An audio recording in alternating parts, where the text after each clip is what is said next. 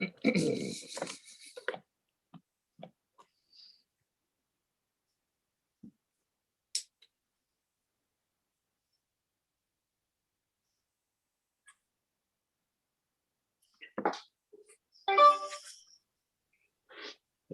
Chair, we're now live on YouTube. Over to you. Thank you, Wendy. Good morning. Oh, hold on. Good morning and welcome to East Devon District Council's Virtual Planning Committee on 10th of February 2021. I'm your chair, Councillor Eileen Wragg. I would also like to welcome anyone watching the meeting via the live streaming. All participants here today are taking part remotely, and as well as being live streamed, the meeting is being recorded. So please bear this in mind throughout. May I remind you to be careful with your language. May I also remind members that the Code of Conduct applies throughout the meeting. We also reserve the right to remove and disconnect any participant who's disrupting the meeting by whatever means. As this planning meeting is depending on internet connections and the power supply, in the event of a break in the internet connection or power cut, please bear with us as we try to reconnect. After 15 minutes, if we are not able to reconnect, we will consider the meeting adjourned and reconvene at a later date. Please check the committee page on our website for details. Please make sure, please make sure all phones are turned off or are on silent, and make sure all microphones are muted when you are not speaking.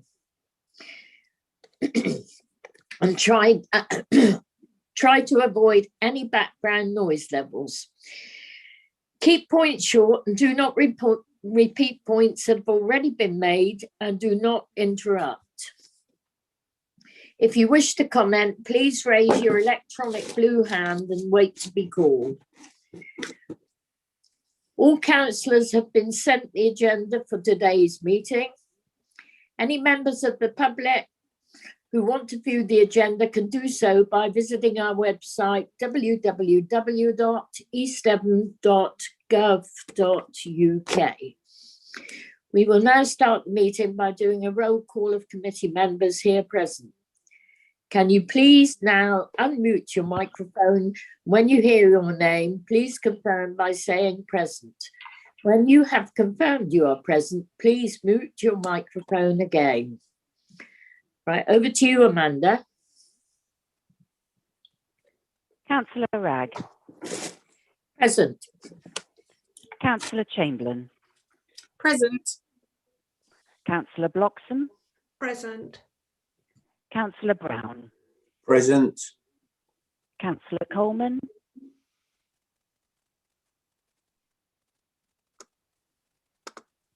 Councillor Davey.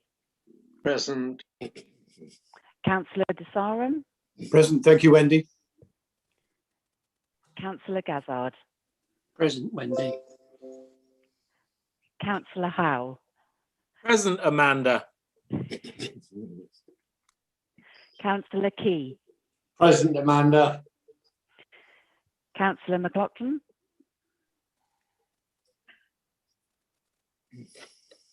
Councillor Pook. Present. Councillor Pratt. Present.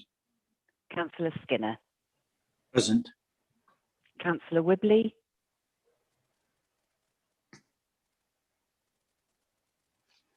And Councillor Woodward. Present. Thank you. I can confirm your quorum today, Chair. Over to you. Thank you. Could I just say that I didn't know whether he emailed members of Democratic Services, but Councillor Coleman sent apologies. He's on a training day for work today. Thank you. Right. Agenda item 2, minutes of the previous meetings held on 6th and 7th of January. They're on pages 6 to 17. If anyone has a comment on these minutes, please raise your electronic hand. Otherwise, I will take this as an indication. Hold on, that you all agree the minutes of the previous meetings. I see no electronic hands, so those minutes are agreed. Agenda item 3, apologies. No other apologies received. No others, no. Okay, agenda item 4, declarations of interest, and there will be a roll call for this. Thank you. Wendy, will you do the roll call, please? Yep, certainly, Chair. Okay, I'll do this in alphabetical order. So I'll start with Councillor Bloxham. None, thank you. Thank you. Councillor Brown. None. Thank you. Thank you. Councillor Chamberlain. Yes, just to note that item number 10, 18/1653/MOUT, Broadclist. I'm a parish councillor for Broadclist also. Thank you very much. Councillor Davey. Thank you, Wendy. Yes, in respect of all the Exmouth applications, that's 8, 9 and 11 items. I'm an Exmouth Town Councillor. I also, in respect of the first application, 200993 MRES, the Goodmoors Farm application, I know both the public speakers today, and 2 of us have had a short conversation on the phone. Also, in respect of item 11, 22585 FUL, I did know the applicant when he was at school at Exeter Road Primary School when I was a teacher there. Didn't actually ever teach him, but I think I taught his sister. Thank you. Are they all personal Excuse me. interests? Yes, Thank they you. are. And do you consider that they would, your friendship and your knowledge of the public speakers would bias your decision making on those items today? No, I don't consider that. No. Thank you. Thank you. Councillor De Sarum. Only to note as an Exmouth Town Councillor for items 8, 9 and 11. Thank you very much, Wendy. Thank you. Councillor Gazzard. Items 8, 9 and 11, Exmouth Town Council. Thank you. Councillor Howell. None that I can think of. Thank you. Councillor Key. None. Thank you. Councillor Pook. None. Thank you. Councillor Pratt. None. Thank you. Councillor Skinner. None. Thank you. Councillor Woodward. Yes, as an Exmouth Town Councillor, so that numbers 8, 9 and 11, in that respect, but also in the interest of full disclosure, in respect of Goodmoors Farm, as a personal interest, I know 3 of the directors, known them for over 30 years. That's John Fowler, Sue Fowler and Nick Fowler, but the relationship wouldn't influence my decision making. Thank you. And finally, Councillor Ragg. Yes, personal interest. I was a member of Tower Street Methodist Church, was married there almost 28 years ago. Great-great-great-grandfather was press ganged into naval service in Tower Street, but that's all apart from that. Oh, and several months ago, I met with the other members, 2 other members of the town council and this council, think that was Councillor Davey and Councillor Whibley. We met at Marley Road at a property there to discuss the access route to Goodmoors Farm, which has now been eliminated from the application. But apart from that, we expressed no views either way on it. We didn't discuss the application itself. Thank you very much. Back to you, Chair. Thank you. Right, matters of urgency. I have no matters of urgency which need to be discussed. Confidential or exempt items, there are no confidential or exempt items to discuss.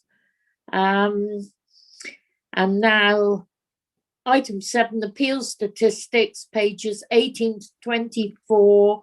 Mr. Rose to update us on those, please. Mr. Rose. Thank you, Chair. Morning, everybody. Yeah, so you'll see on the agenda, there's just 3 appeal decisions on this agenda, 2 of which appeals were dismissed. One was for a dormer window and extensions at 3rd floor to a property where the inspector agreed with our concerns about the visual impact from that and amenity concerns. And then the second one relates to a construction of a dwelling outside of the built-up area boundary for Collerton, where the inspector agreed that it was an unsustainable location with landscape impacts. The appeal that was allowed relates to a site in Honiton. It was a site for a dwelling at the end of a row of properties on a very open corner site where we were concerned about the visual impact on that corner and the proposal appearing cramped, but the inspector disagreed with that and felt the visual impact of that scheme was acceptable, so allowed that appeal. Thank you. Thank you, Chris. Mr. Rose. Right, now we go on to agenda item 8, and this is application 200993, and it's a major reserve matters, Goodmoors Farm, Hallam Road, Exmouth, and that's on page 25. And for this, I'd like to welcome Jan Ganaway, Heath Nichols, and Malcolm Gigg to the meeting. Mr. Rose, would you present your report, please?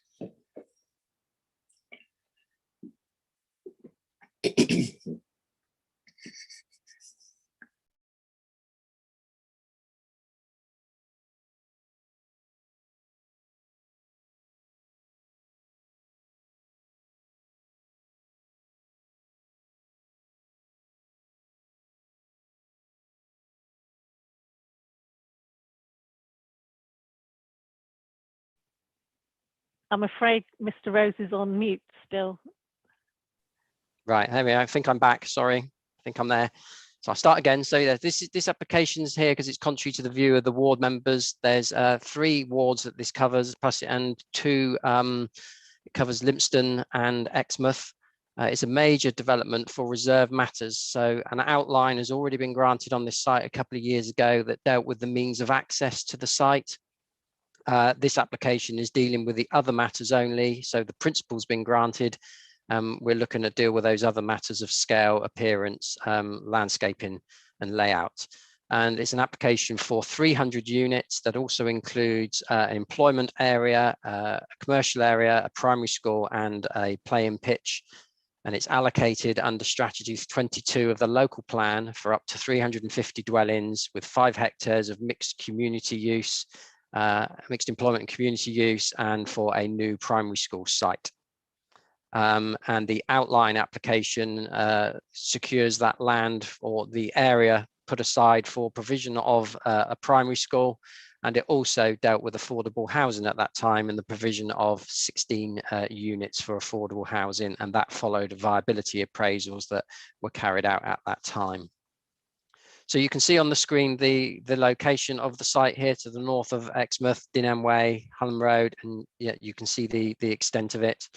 And there's quite a few levels difference on the site, and these are the aerials. So it's this land in here, so you can see laid out with fields underused for the last few years, and various levels issues. So quite high here, banking down into the site and then raising up Again, as you see, mainly grassed, hedges, and the ward boundary between Lympstone and Exmouth runs pretty much up here, across through the middle of the site. So this is the proposed layout. If I just run through, so as I say, the access points and the crossings on the road and all those links were dealt with as part of the outline application. So we're not dealing with that as part of this, but you can see the routes in here. So we've got the access in, we have the commercial land here off to the left. So that will be the employment land. You can see the houses dotted around in colour. You can see a leap here, so a play area in amongst a wooded area that would be thinned and replanted. We've got the school site in here, 1.3 hectares for the school site. And then we've got a football pitch that was also a requirement of the outline application, and then the 300 dwellings. I should say that the original application as submitted also proposed an additional access in off the site from Marley Road, but that didn't comply with the outline application, that was removed from this proposal. So if I just quickly run through, we've got an attenuation basin here for SUDS, the commercial areas, and then we run up to the housing across here, football field and school, more housing, the open space, and then the remainder of the housing site, which also benefits from an attenuation pond down here. And you can hopefully see from these plans that there's the retention of the main hedges and trees throughout the site. So as I say, we're considering here the issues of layout, scale, appearance, and landscaping. And if I just run through, these are the designs of the dwellings. So pretty traditional in appearance, quite a variety of building types throughout the site. And these are the photos. So the site's in here off to the left. So the hedge boundaries are retained. And you can see there the changes in levels across the site.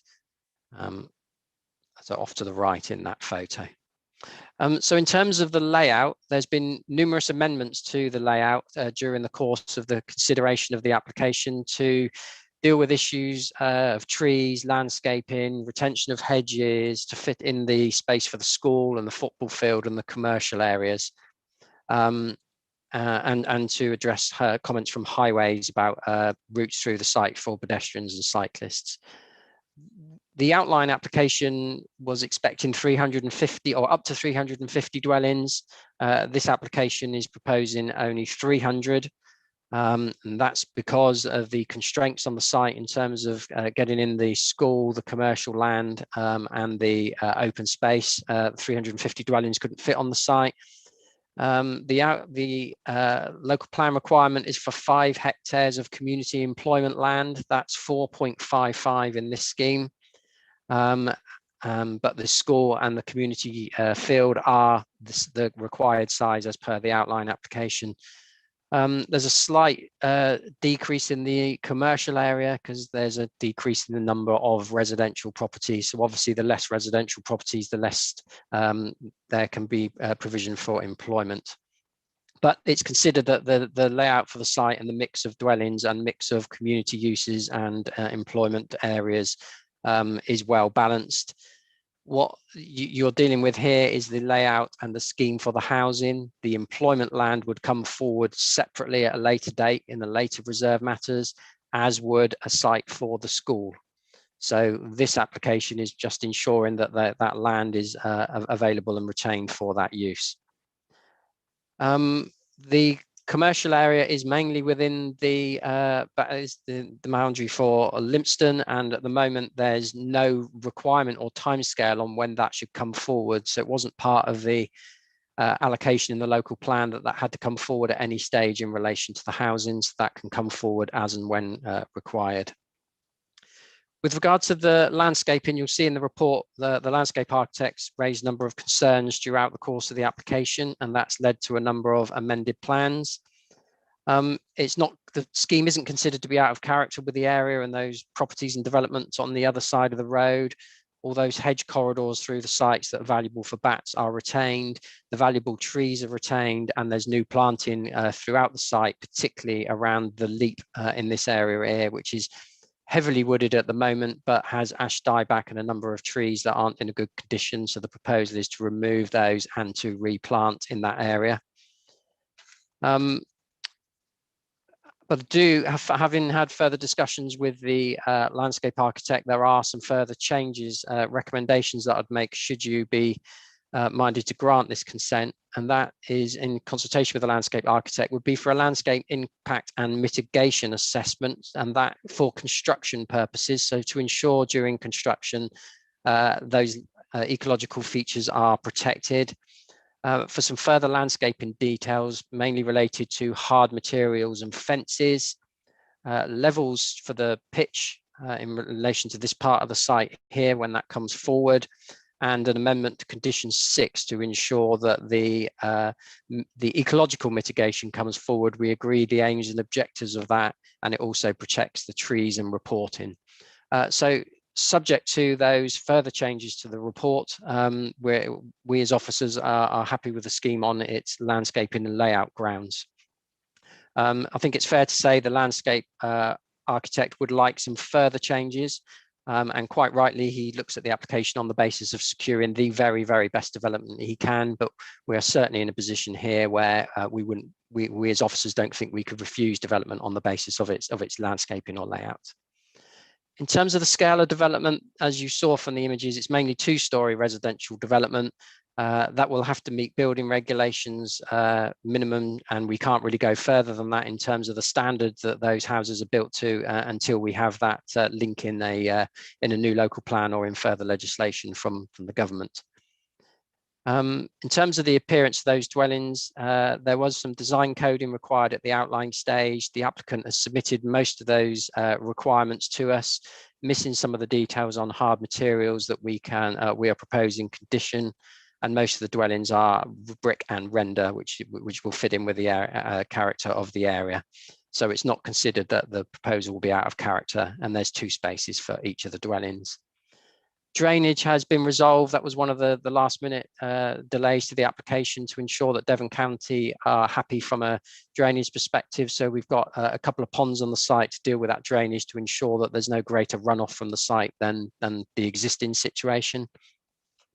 And if I just run through some other matters, I know that Lympstone Parish Council have raised concerns that the majority of the housing is in Exmouth, because obviously where you have a neighbourhood plan in place, you get 25% of the seal receipts. It's not a planning issue that the majority of the houses are in the Exmouth area, so we can't deal with that as part of this application. Affordable housing level, so that was dealt with, as I mentioned earlier, as part of the outline application. It secured 5%, 16 dwellings, 16 are proposed as part of this application, and that was subject to viability at the outline stage, so we can't revisit that at this stage. And there was an overage clause put on at the outline, so should they make more profit than was forecast, then an element of that would come back to the council to provide further affordable housing. With regard to the school, Devon, the outline application requires this area of 1.3 hectares here to be set aside for the school and provision of a primary school in the future. I know there's been some concerns about whether the primary school is required on the site going forward, but the advice from Devon County is that there is a requirement for us to safeguard that site for a school, and they expect a free school proposal to come, or they're hoping a free school proposal come forward in that site at a later date. So this application secures that land, and that proposal would have to come forward as part of a separate planning application. In the meantime, there was a condition on the outline that stated that the applicant needs to provide us with details of how they're going to use that site and how it's going to be looked after in the meantime, to ensure that if the school takes a couple of years to come forward, then this is that something is happening with that site in the meantime.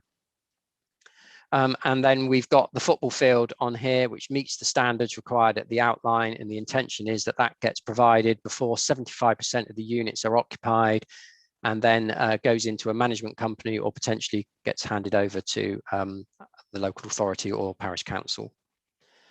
There's a KEMP submitted with the application that deals with construction, mainly access off of Hullam Road into the site to storage areas and on-site parking. in terms of, there's been some comments about biodiversity net gain and whether the proposal doesn't go far enough into dealing with that and doesn't provide calculations. That biodiversity net gain legislation in terms of planning isn't quite in force yet, and there's no local plan policy requirement at the moment to require biodiversity net gain. The MPPF just does mention it, but that's in relation to plan making. So we don't have to go through that process with this application at the moment, but we have obviously considered ecology, and the site is of fairly limited potential given its openness and the ecology details submitted at the outline. We are retaining the majority of the trees and the hedges through the site, the hedges in particular to protect the back corridors. There's a landscape and environmental management plan condition on the application to ensure that those details come in and is suitably managed and mitigated going forward. Plus, there's also the extra condition I mentioned about the landscaping and management plan for construction. So it's considered to be policy compliant in that regard. You'll see a contribution in their request from the NHS, but that isn't fully justified, and that should have come forward at the outline stage. And in any case, their requests aren't justified on sites that are allocated in the local plan, such as this. So in summary, the proposal follows the outline consent strategy 22 of the local plan.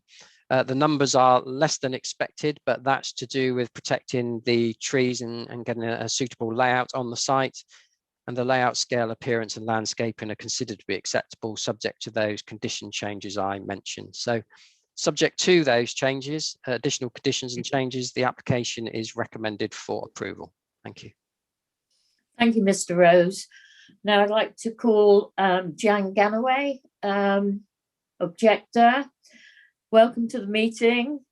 You have 3 minutes to speak and you'll get a warning 30 seconds before the end of your 3 minutes is up. Would you like to begin?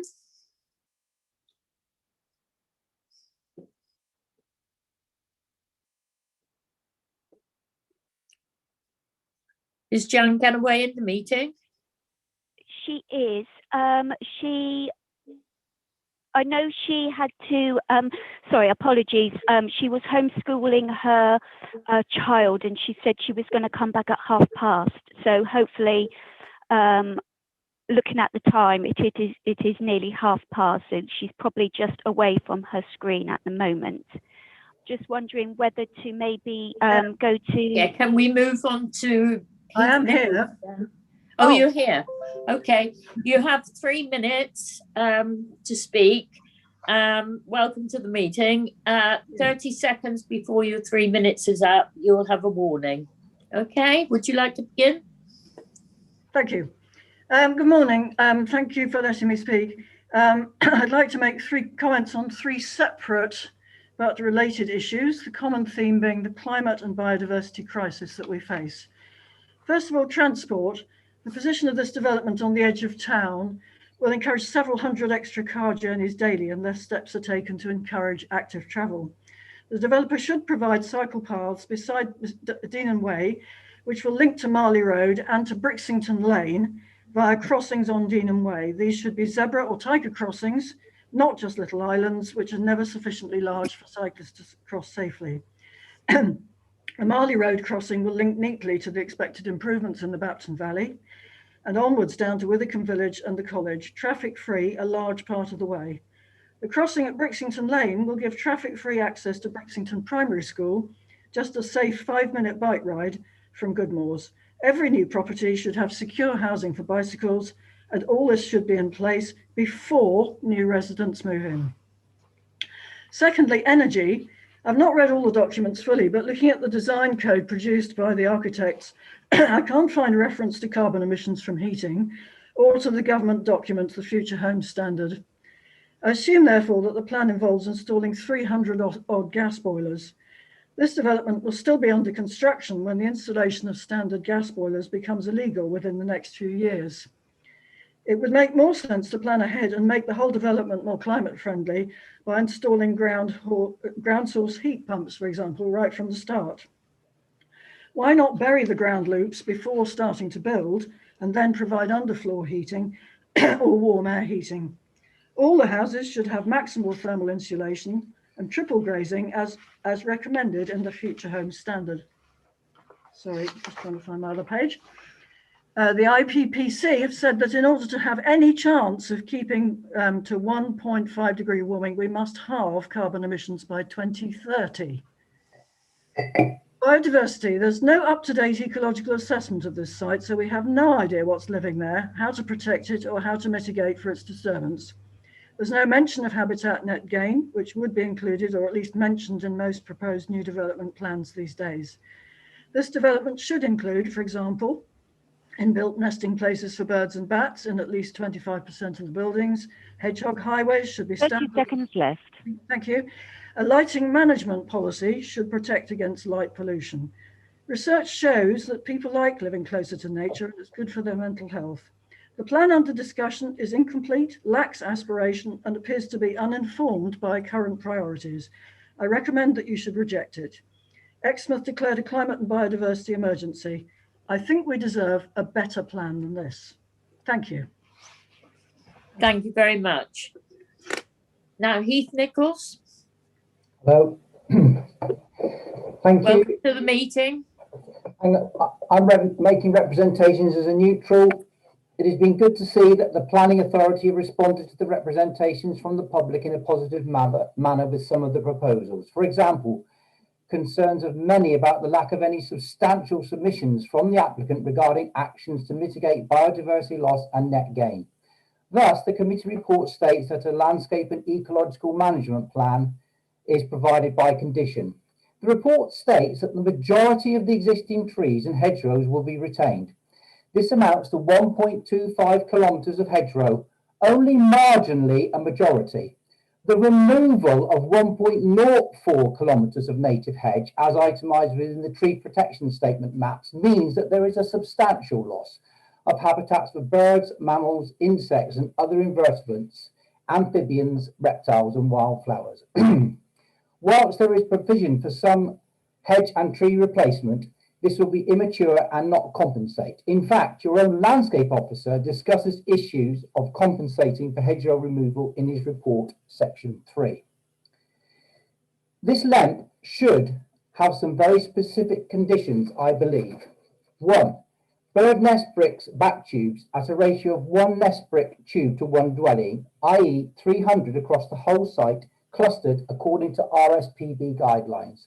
2. Hedgehog highways through every fence with associated signs to inform householders what the holes are for. 3. Open space enhancement. The only large open space apart from the thinned out woodland and play trail area is, I assume, the football field. The name suggests continually mown short grass. Provision of longer marginal areas incorporating wildflower meadow areas should be stipulated. The master plan, in fact, lacks open space, especially on the eastern half of the site. Open space is inherent as part of the review of the EDDC local plan, especially in relation to health and well-being. I believe this issue should be revisited by the applicant at the behest of this committee. 4. Ascertain whether the development has 25% tree cover, now standard in other local authorities. 5. Substantially increase the number of trees planted into the street scene. These should be chosen to be manageable in the longer term.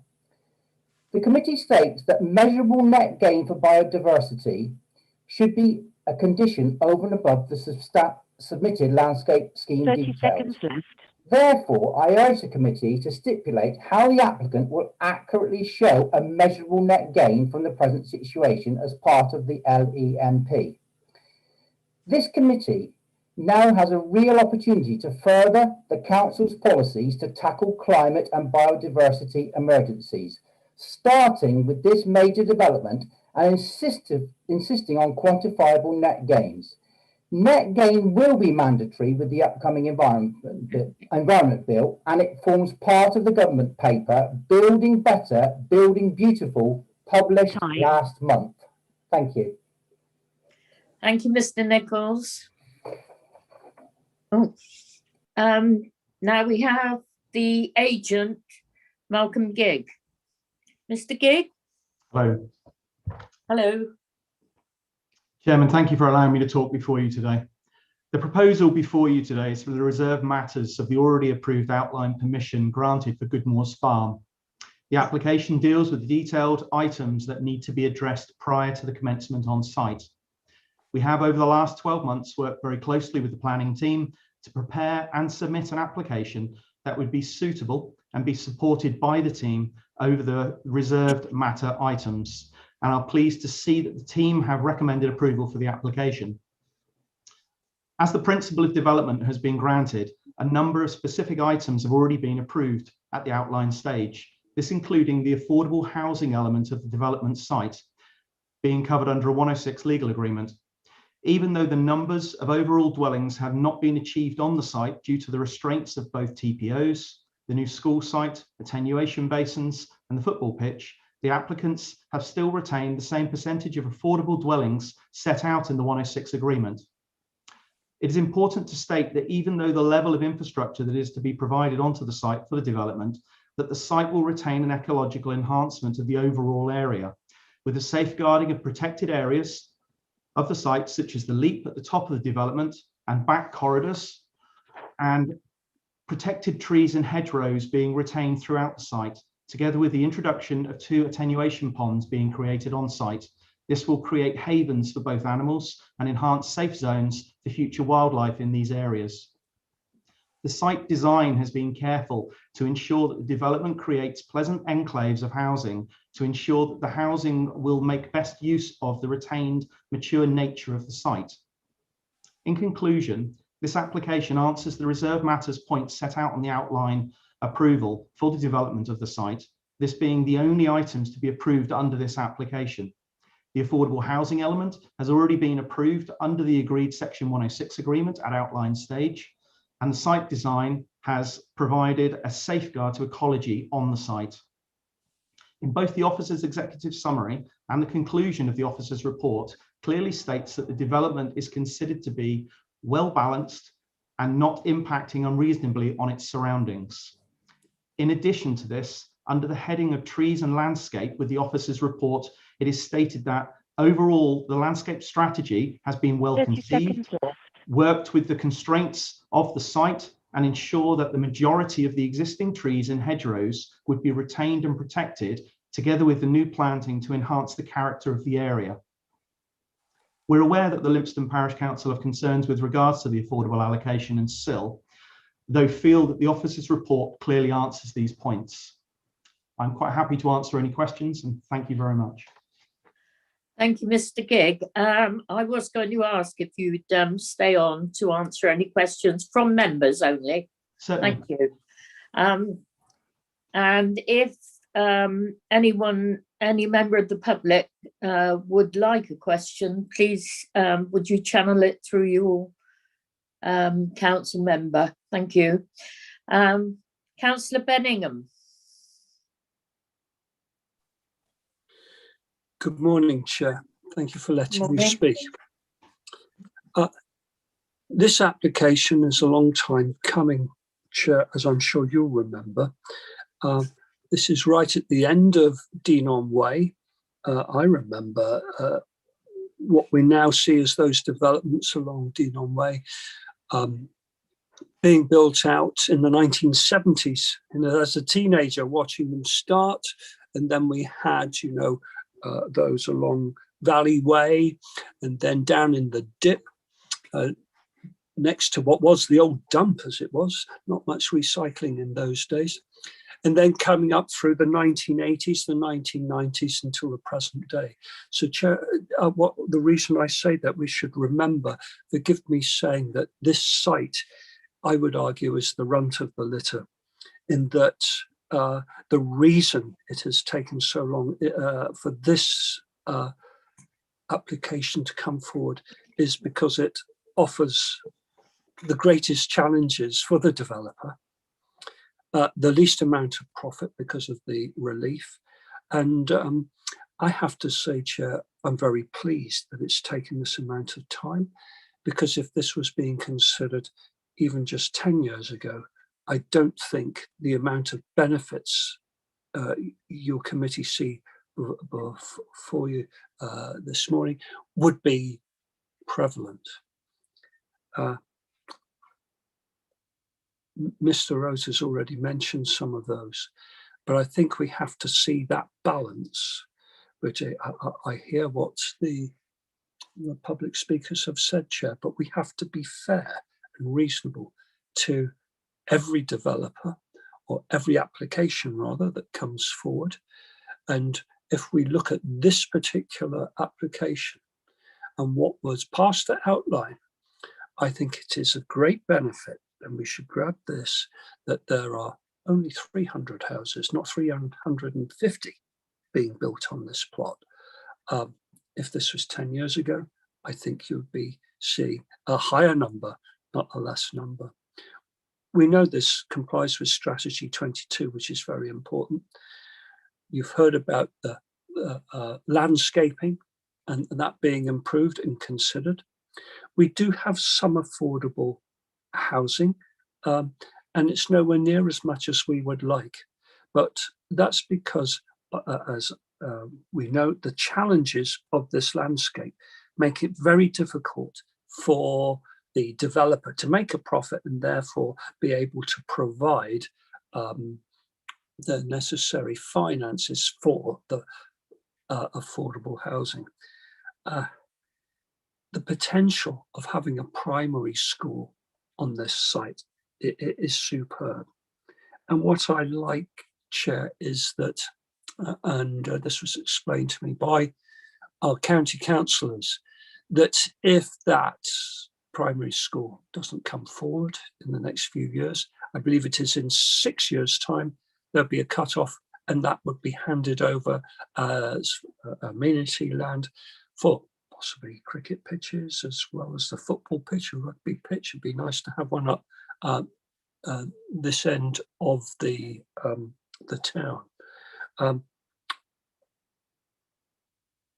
I think it's important to see all of those in balance and say, what would happen if we didn't approve this? What are the alternatives? I wouldn't like to see a different application to this one coming forward. There is a risk involved that we wouldn't be getting all the benefits that we see on this particular application. I suggest it's the duty of your committee to get the very best they can out of this application.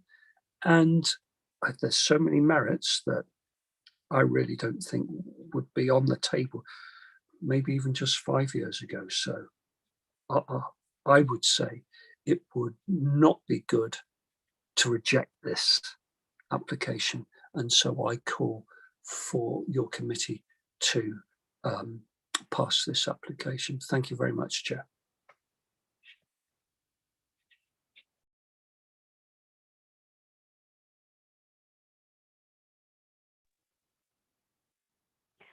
Chair, you're on mute.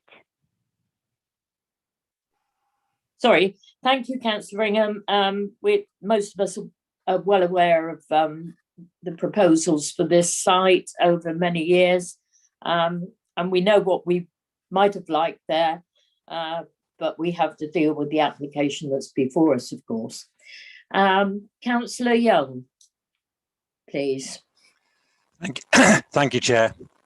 I'm speaking as Ward Councillor for Woodbury and Lympstone Ward, as the location for this development straddles the boundary of the town of Exmouth and the town of and the parish of Lympstone. I need to declare an interest as my stepdaughter is a teacher at Brixington School, and my two granddaughters also go to the school, and they live opposite this site in the new housing estate opposite. I also need to declare that I have spoken to Agent Malcolm Gibbs regarding this application, and I also need to declare that I'm a member of the CPRE, which I will refer to later. I'm disappointed with this application as I feel it has missed an opportunity of providing the right development in the right place. I am being told this is because of our existing local plan requires this development for housing, plus employment provision, plus education on a very undulating and problematic site. What we are now getting is an estate of 300 houses that unfortunately are, in my view, unexciting, average, and hardly further advanced in energy saving than houses built 15 years ago. The sort of everywhere house in everywhere town. I would like to point out that it's no reflection on Malcolm Gibbs, who has done as much as he can with a very difficult site.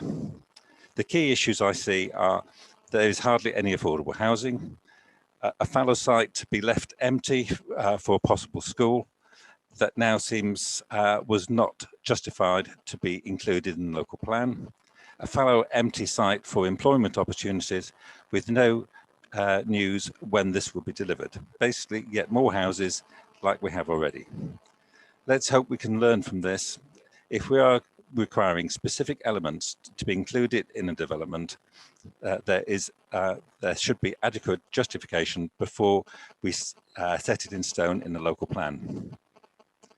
I'm not alone in my disappointment, as the CPRE make the following comments. A failure to include a biodiversity net gain calculation in accordance with the National England's recommendations in order to future-proof the scheme. The CPRE point out, our own landscape officer says, overall the housing layout is considered to be too dense, does not relate well to its content, is likely to provide poor amenity for residents and lead to unacceptable adverse impact on landscape character and existing tree and hedgerow worthy of retention.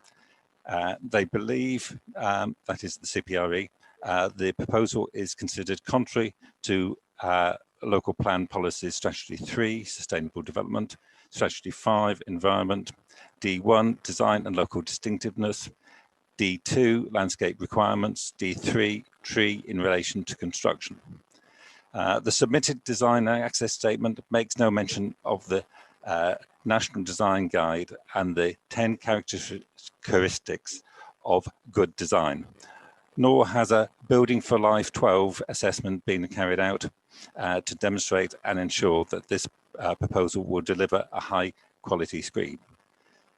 Devon CPR asked why, at this very least, a Building for Healthy Life assessment has not been undertaken and why the scheme has not been independently assessed by a design review panel. They believe, and I agree, the proposal will not deliver a high quality, healthy place, which helps to meet and future-proof for the overarching local needs. I therefore suggest that this application be refused. Thank you. Thank you, Ken. Thank you, Councillor Young. Councillor Maddie Chapman.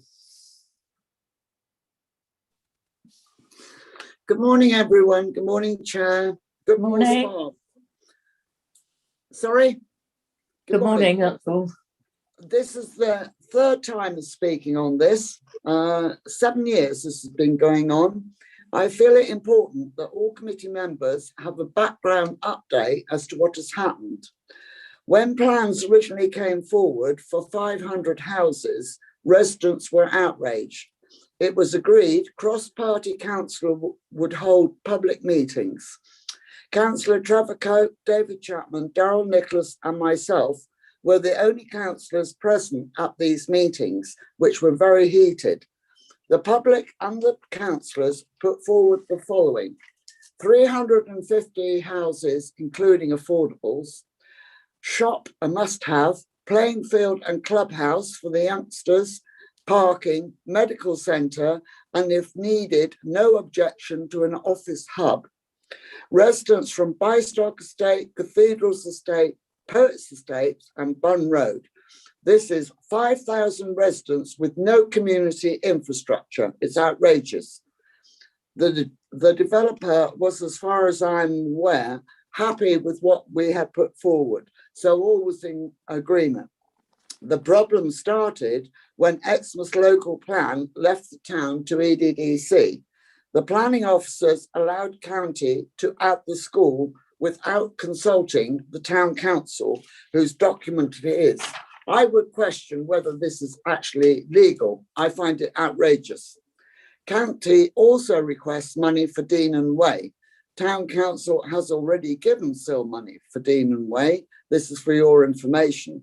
This too is outrageous, and County needs to be told that residents and their needs come before long-term planning by Council.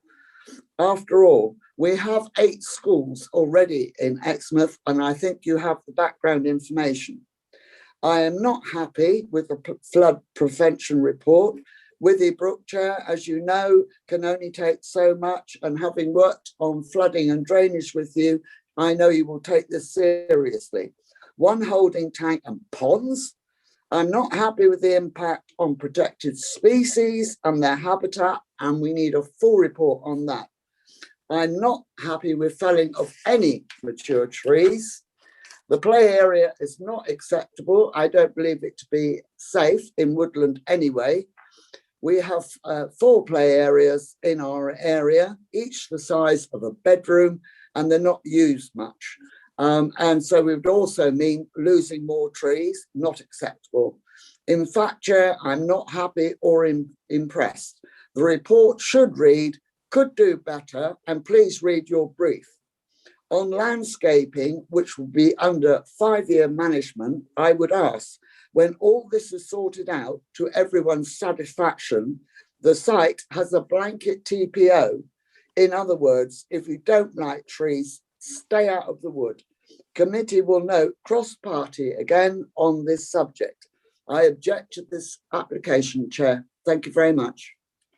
Thank you, Councillor Chapman. Could I suggest that the concerns that you have regarding the school, that you refer to your county councillors for that, so that they can communicate those to the authority? Thank you. I certainly will, Chair. Thank you. So from a very unhappy Councillor Chapman to Councillor Paul Miller, please. A very unhappy Councillor Paul Miller. Thank you very much, Chair.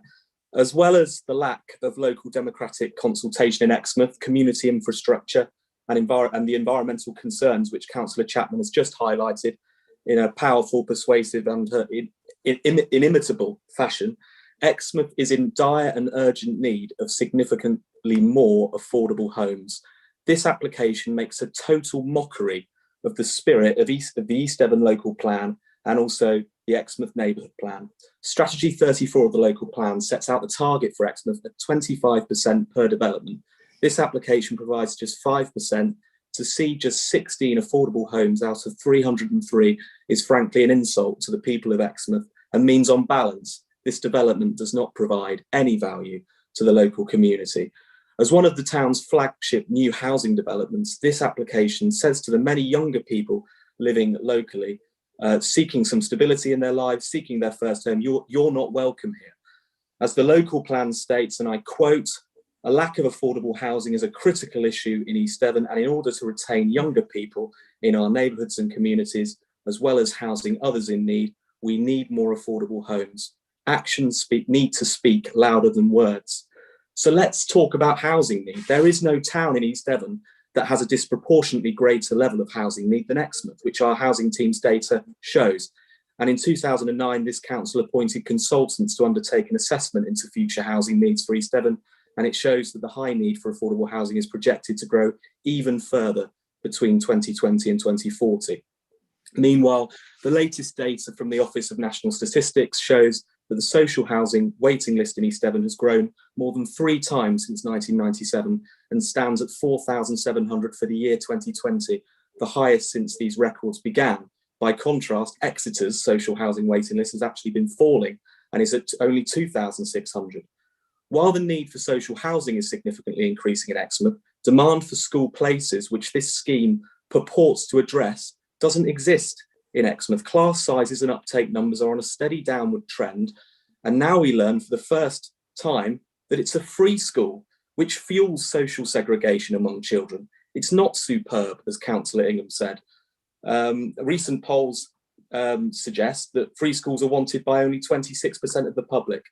As Devon County Council's data shows, and as their senior planning officer confirmed to me, there is, and I quote, currently more than sufficient capacity in the existing primary schools. There is no evidence that this capacity is going to increase. Referring to Local Plan Strategy 3C on sustainable development, this application does not promote social wellbeing to meet people's needs, because there is no need for the school. There is, I believe, a demonstrable need for medical and social care facilities for our ageing population and affordable homes, and this application fails to deliver on those.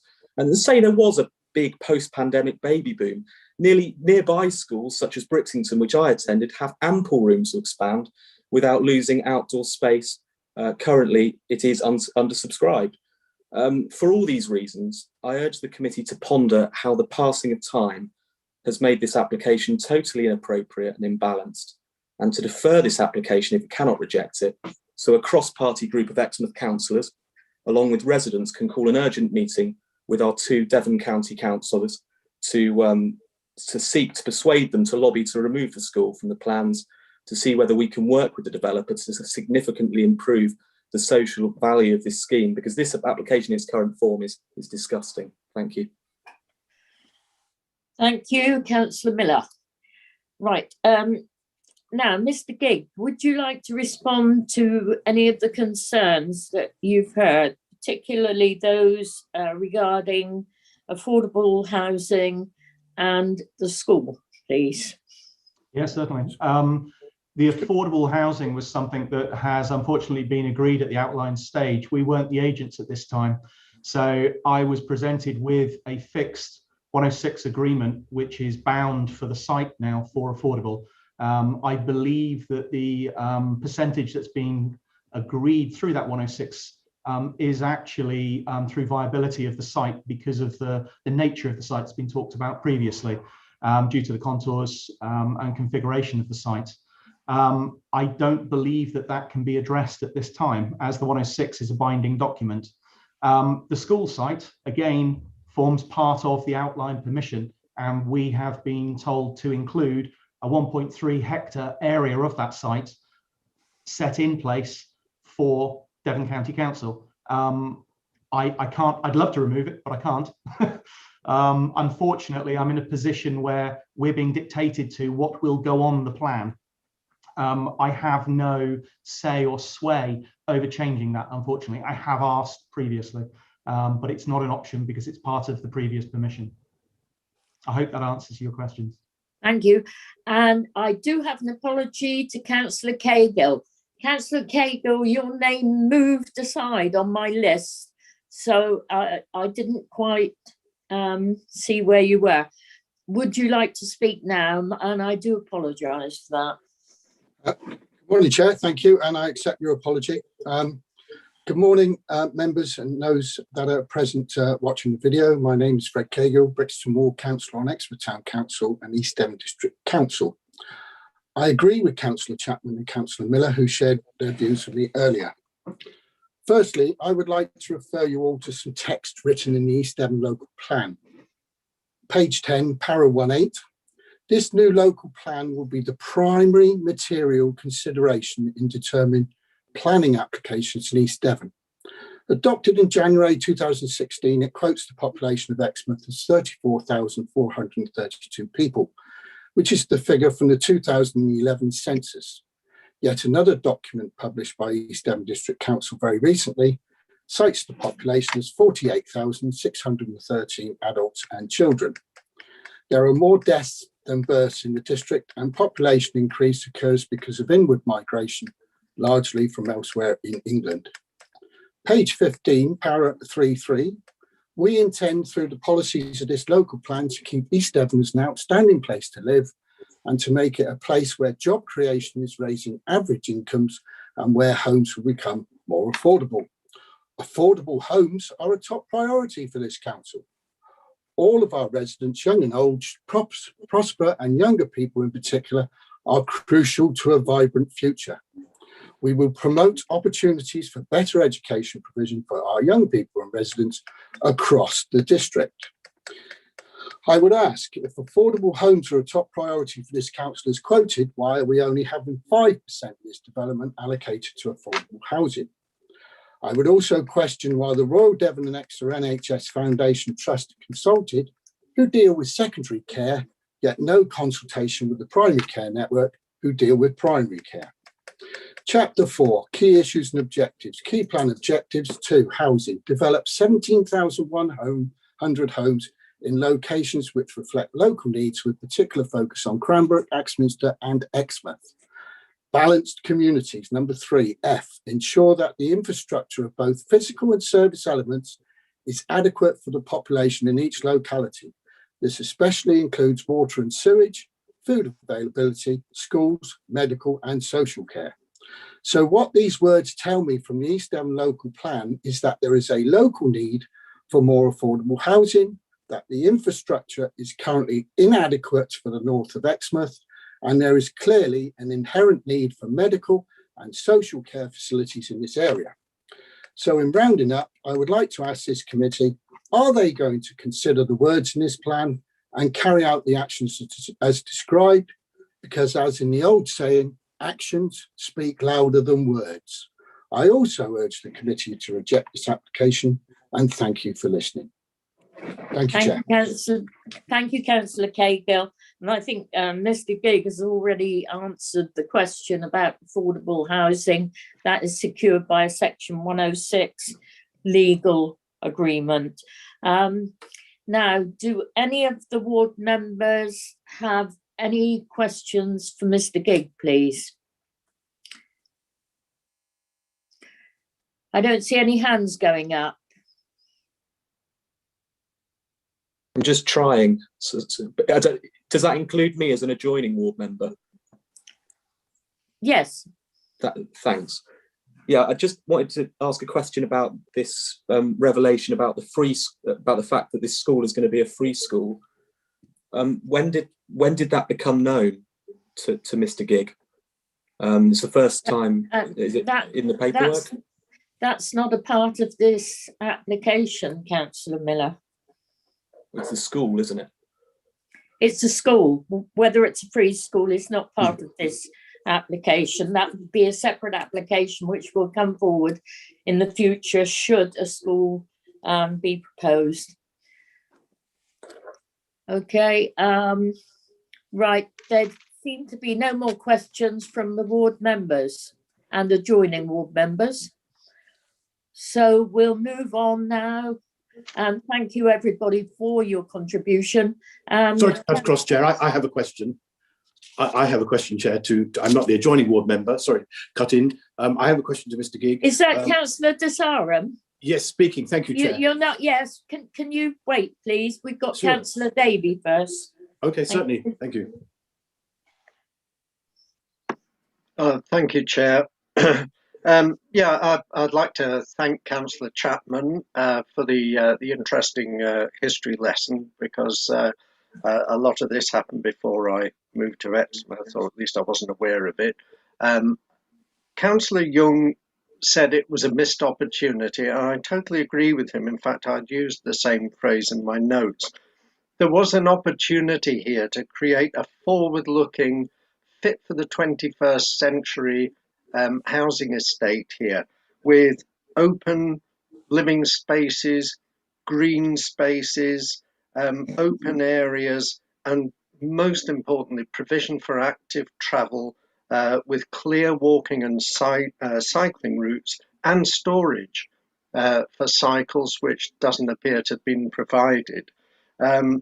Instead, we got a very similar housing estate to much of what exists in Exmouth already, which, as Councillor Cahill said, lacks infrastructure. There are vast housing estates with very little infrastructure, and there is a serious need for those. And it feels to me there's a lack of vision in what is here. And I mean no disrespect to Mr. Gigg. I know he's done his best with what is a difficult site. I'm sure there are viability issues as well, but it seems that there was an opportunity to provide a housing estate fit for the 21st century. And I think instead we've still got a 20th century site here. I feel a lot of the landscape architects' comments have been rather easily dismissed. in the executive summary, and if I can refer you to page 41, item 312, ecology. There is no ecological survey submitted with the application. The last one was in 2014. And it says, as a minimum, an update should be provided to the ecological survey submitted with the outline application. That was the 2014 one. And more importantly, I think, together with an ecological impact assessment based on the detailed design proposals. So we need to look at what is going to happen to the ecology as well. Chairman? Yeah. We were asking for questions, and has Mr. Bailey got a question? Because if not, Mr. Tesarum wanted to ask a question. Sorry, Councillor Key, you're quite wrong. We're into the meeting now, into discussing the application. We're out of questions. There were no more questions. Oh, I have one, Councillor Ragg, Chairman. I have one quick question. Councillor Tesarum did ask. Yes, but we were into the list of meetings. Can Councillor Davey finish, and then Councillor Tesarum, Mr. Gig is still there. Councillor Tesarum can ask his question then. Carry on, Councillor Davey. Thank you, Chair. Thank you. I assumed we were into committee, and as Councillor Tesarum is on the committee, that he would have his opportunity to speak. So going on to item 312, the plans indicate the removal of a number of lengths of hedgerow and trees for culverting of watercourses. It is not clear how these losses are to be compensated for, and this should be clarified. So I feel there is a loss of biodiversity on this site, and it's not being compensated for. In addition, and if you look at the plans and the original existing photograph, the aerial photograph, you can see that we are going to lose a lot of hedgerow here. As Heath Nichols said, we are going to lose about 1 kilometre of hedgerow. And the placement of rear gardens, he says on page 43, this is still the landscape architect. Thank you, Chris, yes. The placement of rear gardens butting onto principal hedgerows is not good practice because they will then be cleared by residents, and we know how cavalier residents can sometimes be with trees and hedgerows around them. Rear gardens are too close and overshadowed by existing trees. One of the hedge lines is sandwiched between rear garden boundaries where it can't be effectively managed and would be vulnerable to cutting back by residents. And the proposals would result in the unwarranted loss of notable sections of hedgerow and mature trees, including hedges that were identified to be retained within the outline application. Note that they were identified to be retained. There is a lack of clarity as to the full extent of tree and hedgerow removal or how those losses are to be compensated for. Again, on external storage, no provision for covered space for cycle storage, garden equipment, bin storage, etc. On page 45, overall the housing layout is considered too dense for the site, doesn't relate well to its context, is likely to provide poor amenity for residents. And this goes back to what I said about it could have been a 21st century development, and it's not. And it leads to an unacceptable adverse impact on the landscape character and the existing trees and hedgerow, which are worthy of retention. And he then goes on to list all the local plan policies that it is considered to be against. Strategy 3, sustainable development. Strategy 5, D1, D2, and D3. So he goes on to say that this application should be refused. Again, on page 48, item 2.4, the scheme appears to be designed primarily for the convenience of motorists, with apparent lack of consideration for pedestrian and cycling connectivity. There are pavements, I believe, provided throughout the site, thank goodness, but there's no real provision for cycling, no cycle paths, no cycle access out of the site, and there is a possibility of connecting to an existing cycle route. That's been completely missed. Mr. Gigg mentioned the attenuation ponds being a haven for wildlife, but if you look at the bottom of page 48, the proposed attenuation pond is over-engineered.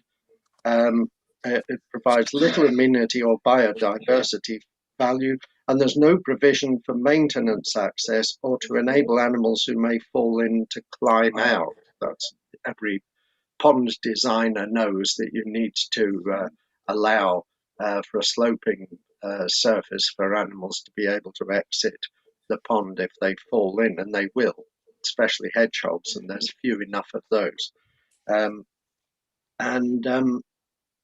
Finally, he says it's going to have a significant adverse impact on biodiversity, particularly in the short term, with the removal of mature oaks and other large canopy trees and the loss of hundreds of meters of hedgerow.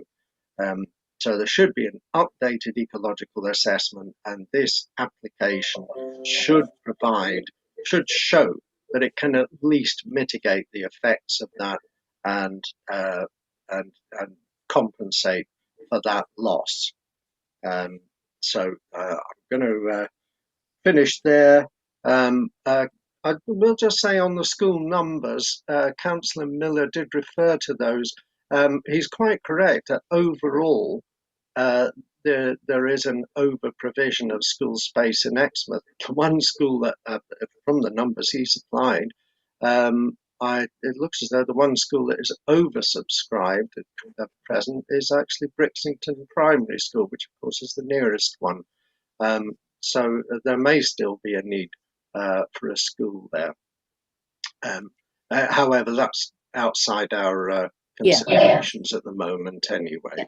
But my main concerns are the lack of biodiversity, the lack of consideration of that, and the lack of provision for active travel.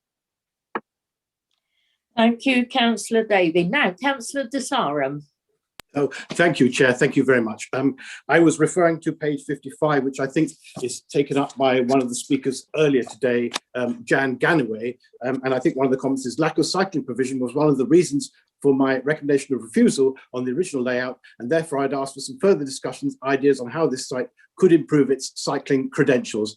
And I wonder if that's something that we should look at today, given it's part of possibly the appearance of the site. And I'd welcome Mr. Gigg's comments on whether he could do any more for the cycling, given the constraints of the site as he's already outlined to us. Thank you so much, Chair. Thank you, Councillor De Sarum. Mr. Gigg, would you like to come back to answer those questions about the ecological assessment, the cycleways, the biodiversity, please? Yes, certainly. The cycleways, unfortunately, because of the scale of the drawing, you can't see the writing. In the northern side, adjacent to Deanham Way, there is a cycle link coming in off of Deanham Way, coming into one of the private roads, which is Road 34. This comes up into the site. Now, because of the nature of the site, both topography and the existing trees that are being retained, we've created the pathways as cycleways adjacent to the roads. Because of the nature of what we're dealing with, we're only allowed certain gaps through the TPO'd and protected hedges, and those gaps were told to us by an arboriculturalist and agreed with the county tree officer. So we only have 2 or 3 openings that we can pass through. So we can't make our own openings wherever we want to create cycle paths, which you would normally do through design. Now, to answer the main question that's been raised, it's not on that drawing, Chris. It's the one that's adjacent to it, down on the Deanham Way, lower down. You'll see the writing where it says Deanham Way to the left-hand side. You'll actually see that it says connection for a cycle path to connect in at that point. For the hedge loss on the site, I hear what everyone's saying with regards to this kilometre of hedge.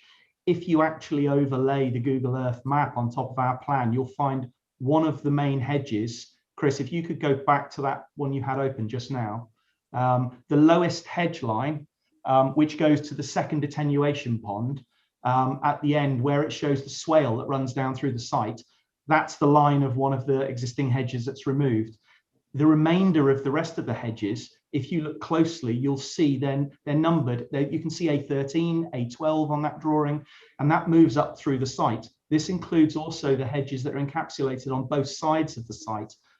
We have kept all of the protected hedgerows, trees, and we've worked around all of the root protection zones for the entire site. Now, the most important one that runs down from the back of the football pitch, down the school site and down into the commercial site is actually the Bat Avenue, which has been retained as part of the ecological safeguarding of the site coming from the leap at the top. Now, when we were handed this application in outline, we were asked to address the reserve matter points. Those reserve matter points are very, very specific. Unfortunately, none of them related to any further ecological work, but dealing with the planning team, Mr. Rose has, and with the planning team themselves, the West team, there are conditions covering further ecological details to be forwarded once a permission is granted, to show the safeguarding of all of these corridors and areas for the construction, to make sure that the enhancement is retained on the site. This isn't something that's been ignored, and it's something that we've worked very, very hard to maintain on the site. But you do have to understand the undulation of this site and the topography is tremendous, the way it drops from one top to the bottom. And we're having to cut in with the commercial sites to get the levels to work. Now, the site itself is very restrictive on how you can pass between certain areas. And that's why avenues have been created with the roads, with cycle paths and pavements to link them. The only bit of information we were given were the 3 road entrances coming into the site. So I hope that answers the points that you've asked. I'm happy to answer any more. Thank you, Mr. Gigg. Just one question. When you mentioned pathways and you identified them, would they be shared with cyclists? Yes, they would. This, Thank you. The Highways Authority have asked for this on this design and approved this as part of the scheme that we've put forward. This was designed by a specialist, not by ourselves. So, yes, yeah, I just understand they have to conform to the National Cycleway Network as well. And highways, yes, absolutely. Yeah. Thank you. Right, Councillor Skinner. Thank you, Chair. Could I just, before I start, could I just ask if you would allow Mr. Rose to concur all of those things that were reiterated there by Councillor Gigg, because there's lots of talking about working with the planning authority and all the rest of it. And as much as I've heard what Mr. Gigg has said, I'd like to know from Mr. Rose that he would concur with all those views. I'm quite sure that Mr. Rose would have interjected had he disagreed with any of it. But anyway, we'll go to Mr. Rose. Would you like to comment? Yeah, thank you, Chair. Yeah, I can confirm that. So the applicant's been working closely with the planning team. They're exactly as Mr. Gigg's outlined. There are constraints on the site. So there are bits of hedgerows that have to be removed, but that's to enable the layout and to the levels. And yes, he's quite correct in following everything that was required as part of that outline application. So I do confirm what he said. Thank you. Thank you. And on that basis, Chair, if I may go forward with my comments, I just wanted that cleared up before I sort of started, really. This is obviously very contentious. I've listened intently to many of the members, many of the ward members, adjoining ward members, and it is quite clear that there is a lot of discontent in the outcome of this application as it's come forward. The problem with that is that I know this site has been going on. I'm sure you, Chair, would absolutely know, probably better than I. That's for many, many years, and it's been formulating and moving and changing for a long time. And of course, what happens with applications over periods of time is different pressures come, times evolve, things move on, and they have to adapt to some of the things of the new pressures that are coming forward. So if this application's been going forward for something like probably, I don't know, it must be getting on for 10 years, I would have thought, if not even longer when it all started, you've got ourselves into this place.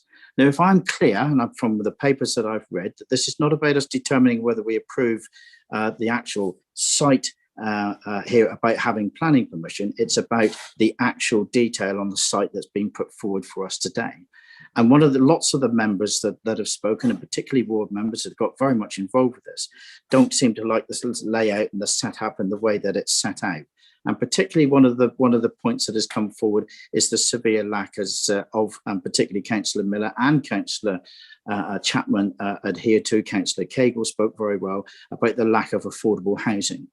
So there's a bit of a disconnect between what is the aspirations that's followed through the local plan to where we're getting to today in improving this. And this is a really difficult one, actually, because what you look at these things, and when I started to look at this application, I was thinking, well, this is relatively straightforward, but no doubt there'll be some issues. But the more you listen to it, the more there are some bigger issues. So I think before I even move forward I'm going to hold back from making a recommendation of approval, which is what I feel like I want to do. I'm going to hold back from that point at this moment, because I think what I would like to ask Mr. Rose is of the negotiations, which I'm sure the applicants are not going to be very pleased with what I'm going to say, but the negotiations that have gone forward, do you think, Mr. Rose, that you and your team have really exhausted every avenue? And I absolutely appreciate, from the applicant's point of view, the topography of this land, and Mr. Giggs put over very well about the topography. I know this land very well. It is a very difficult site to come out of, and the ask of hospitals and playing areas and all these other things that come into it. But we've got a balance between getting a scheme that's going to work along with one that what people really want to see.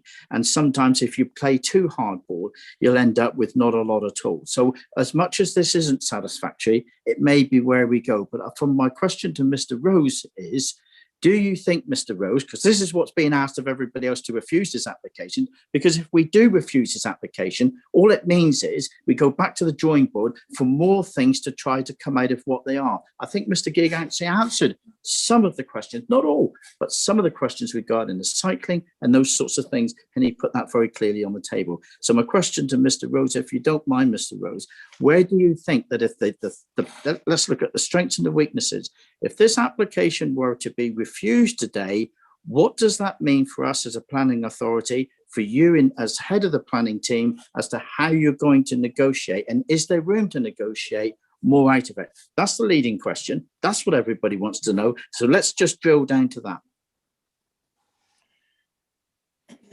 Well, if we refuse it, as you know, Councillor Skinner, the applicant could well go to appeal. Absolutely. Absolutely. Yeah. So, shall I come back, Chair? Yes, please do, Mr. Rose. Yeah, so we as officers wouldn't be recommending approval if we felt that we could, if we could negotiate further improvements out of the scheme, and we wouldn't be recommending approval if we felt that the scheme was unacceptable. You've heard all of the constraints that have been outlined by the applicant for the site, and there's a balance here. There is a lot that's being asked for from this development in terms of the employment land provision put aside, the school, the football pitch, the open space, the leap, the connections. And from that point of view, I can't say that this scheme is going to win awards for its layout, but because of all of those constraints, we have the layout we have.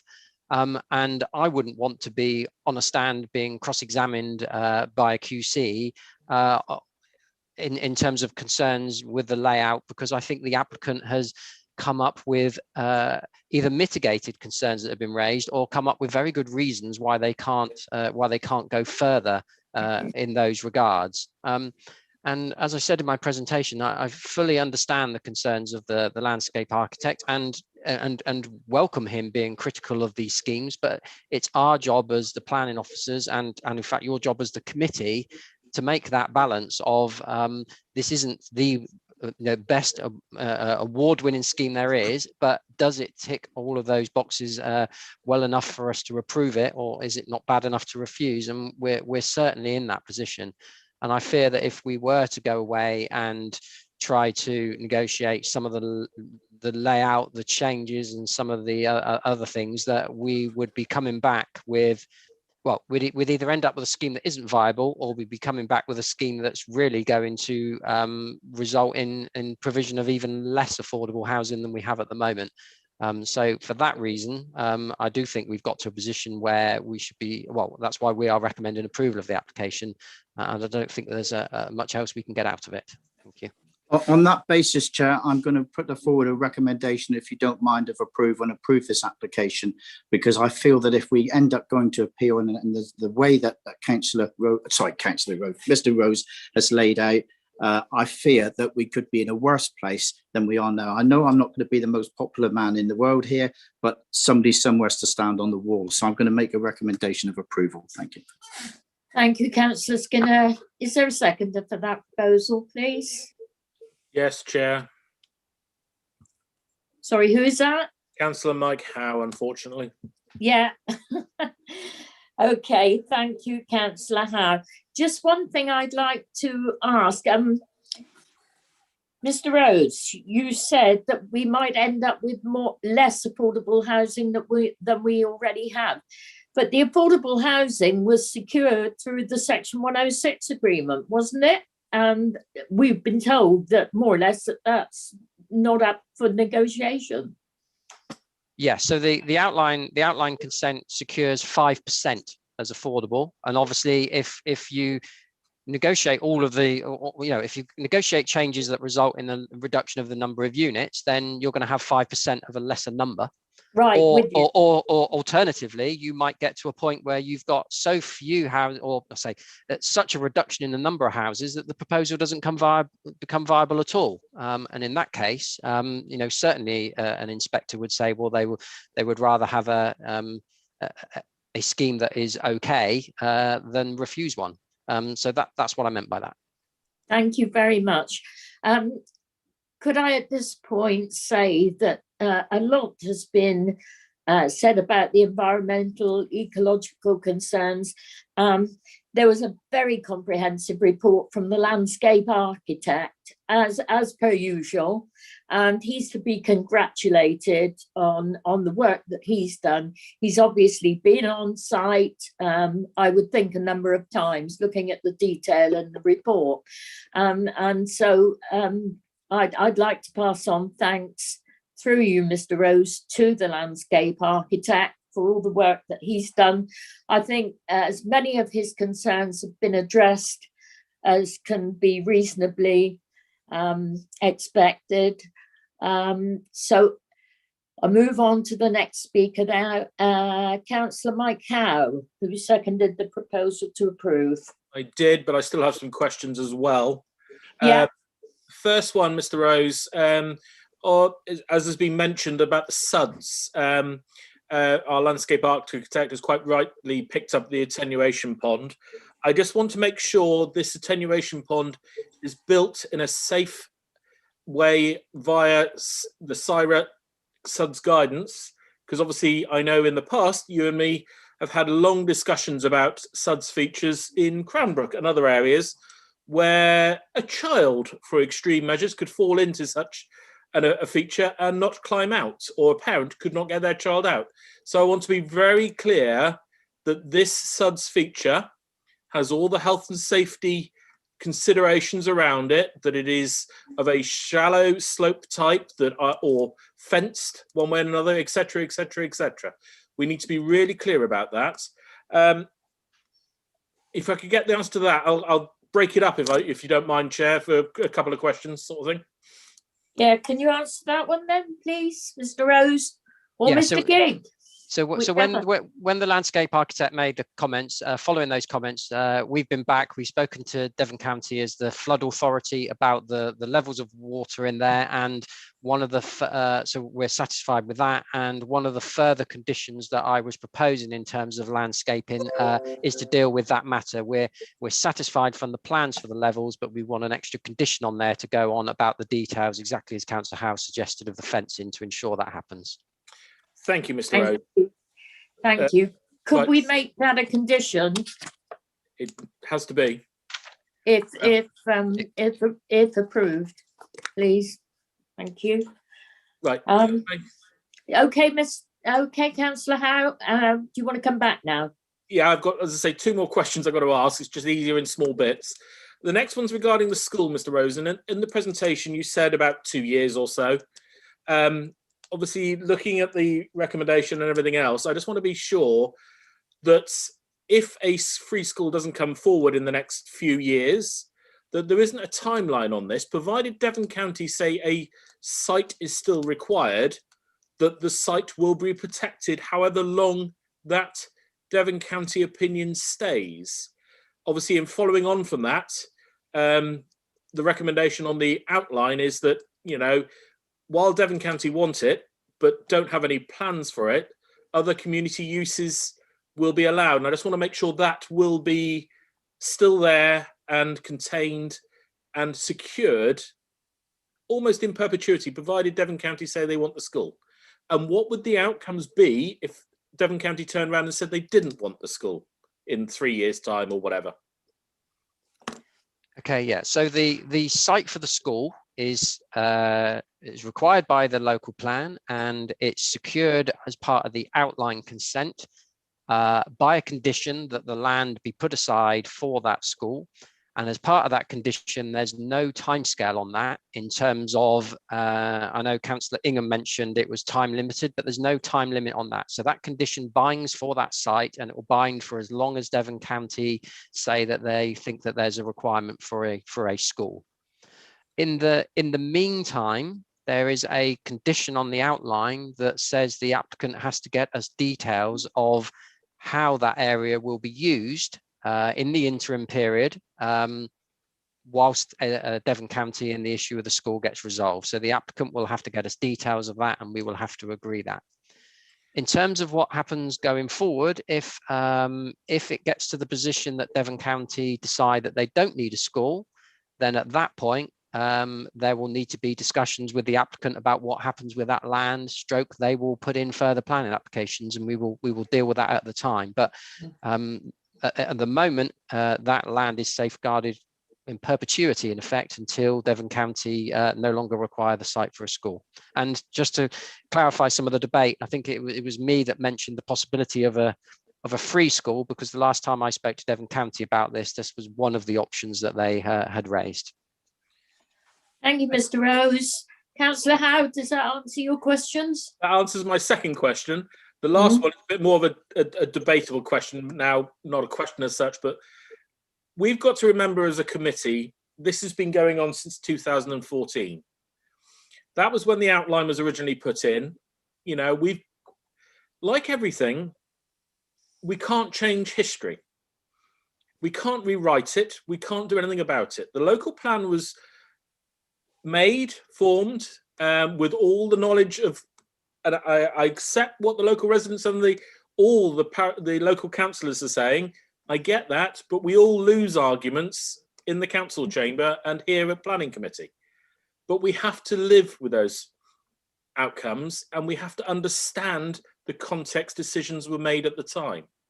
And that's the fundamental with this. The local plan was done when viability wasn't overly concerned with what should and shouldn't come. Viability then became an issue while in the early years of our local plan, and that's when people started appealing sites on viability, and that's where this one came in. It was particularly that, because of the undulating hills that we all knew were there, the fact that you've got lots of infrastructure around it and everything else means we only end up with 5%,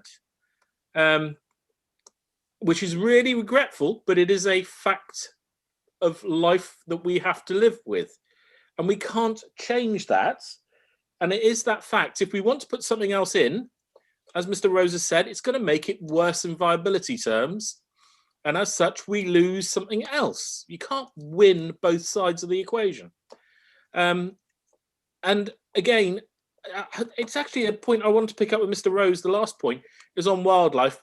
I can remember we were hoping to do a supplementary planning document regarding bat boxes and other bird boxes, etc.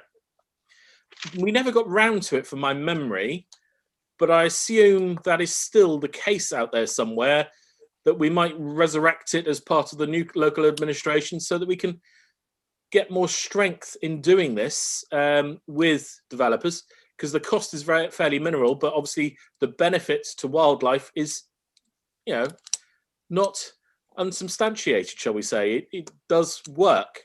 So I'm just checking that that's probably gone by the by ever since all the office changes and everything else has happened, but we never got anywhere with that, did we, Mr. Rose?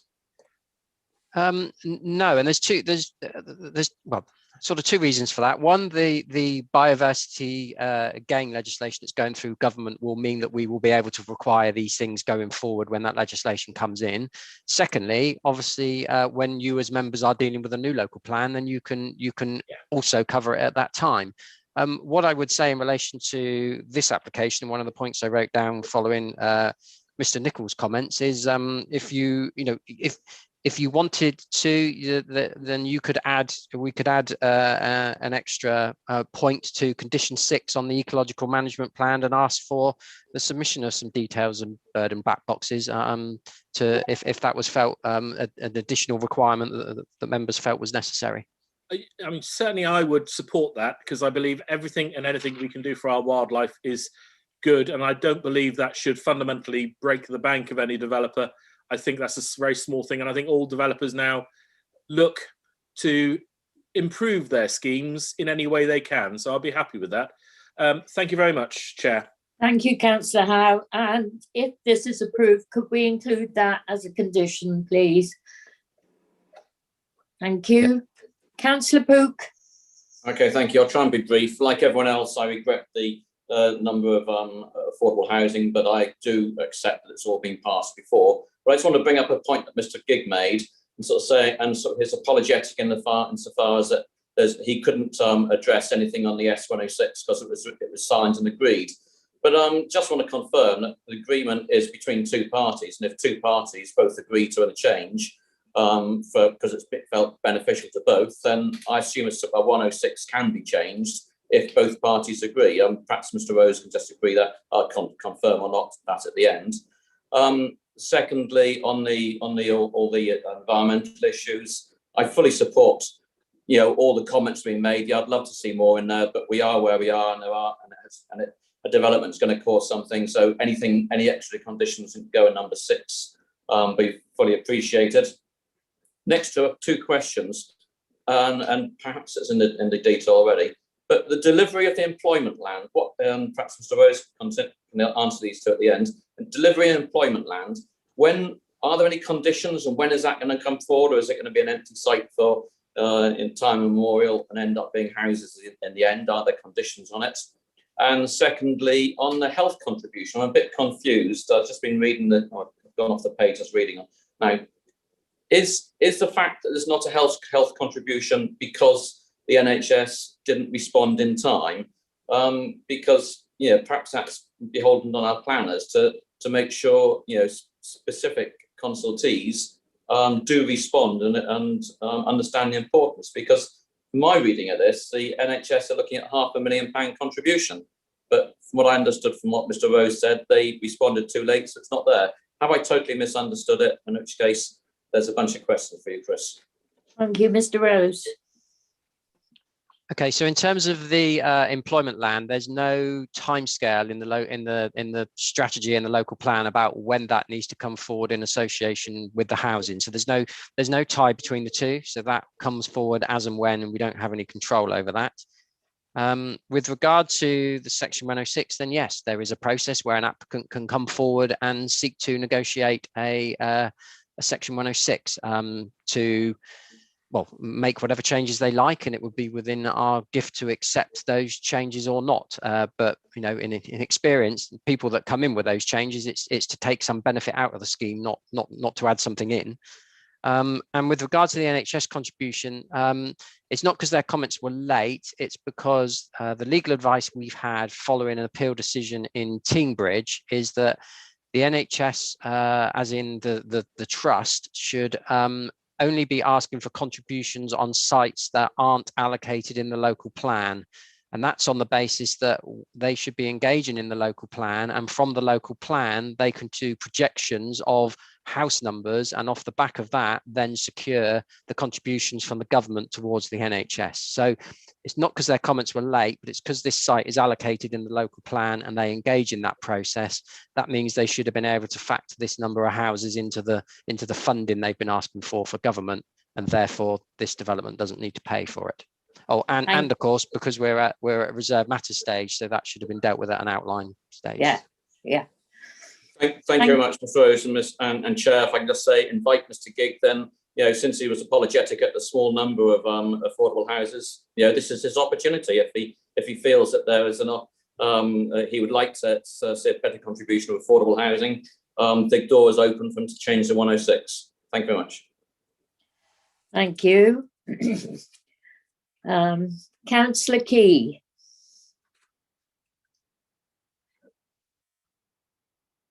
Councillor Key?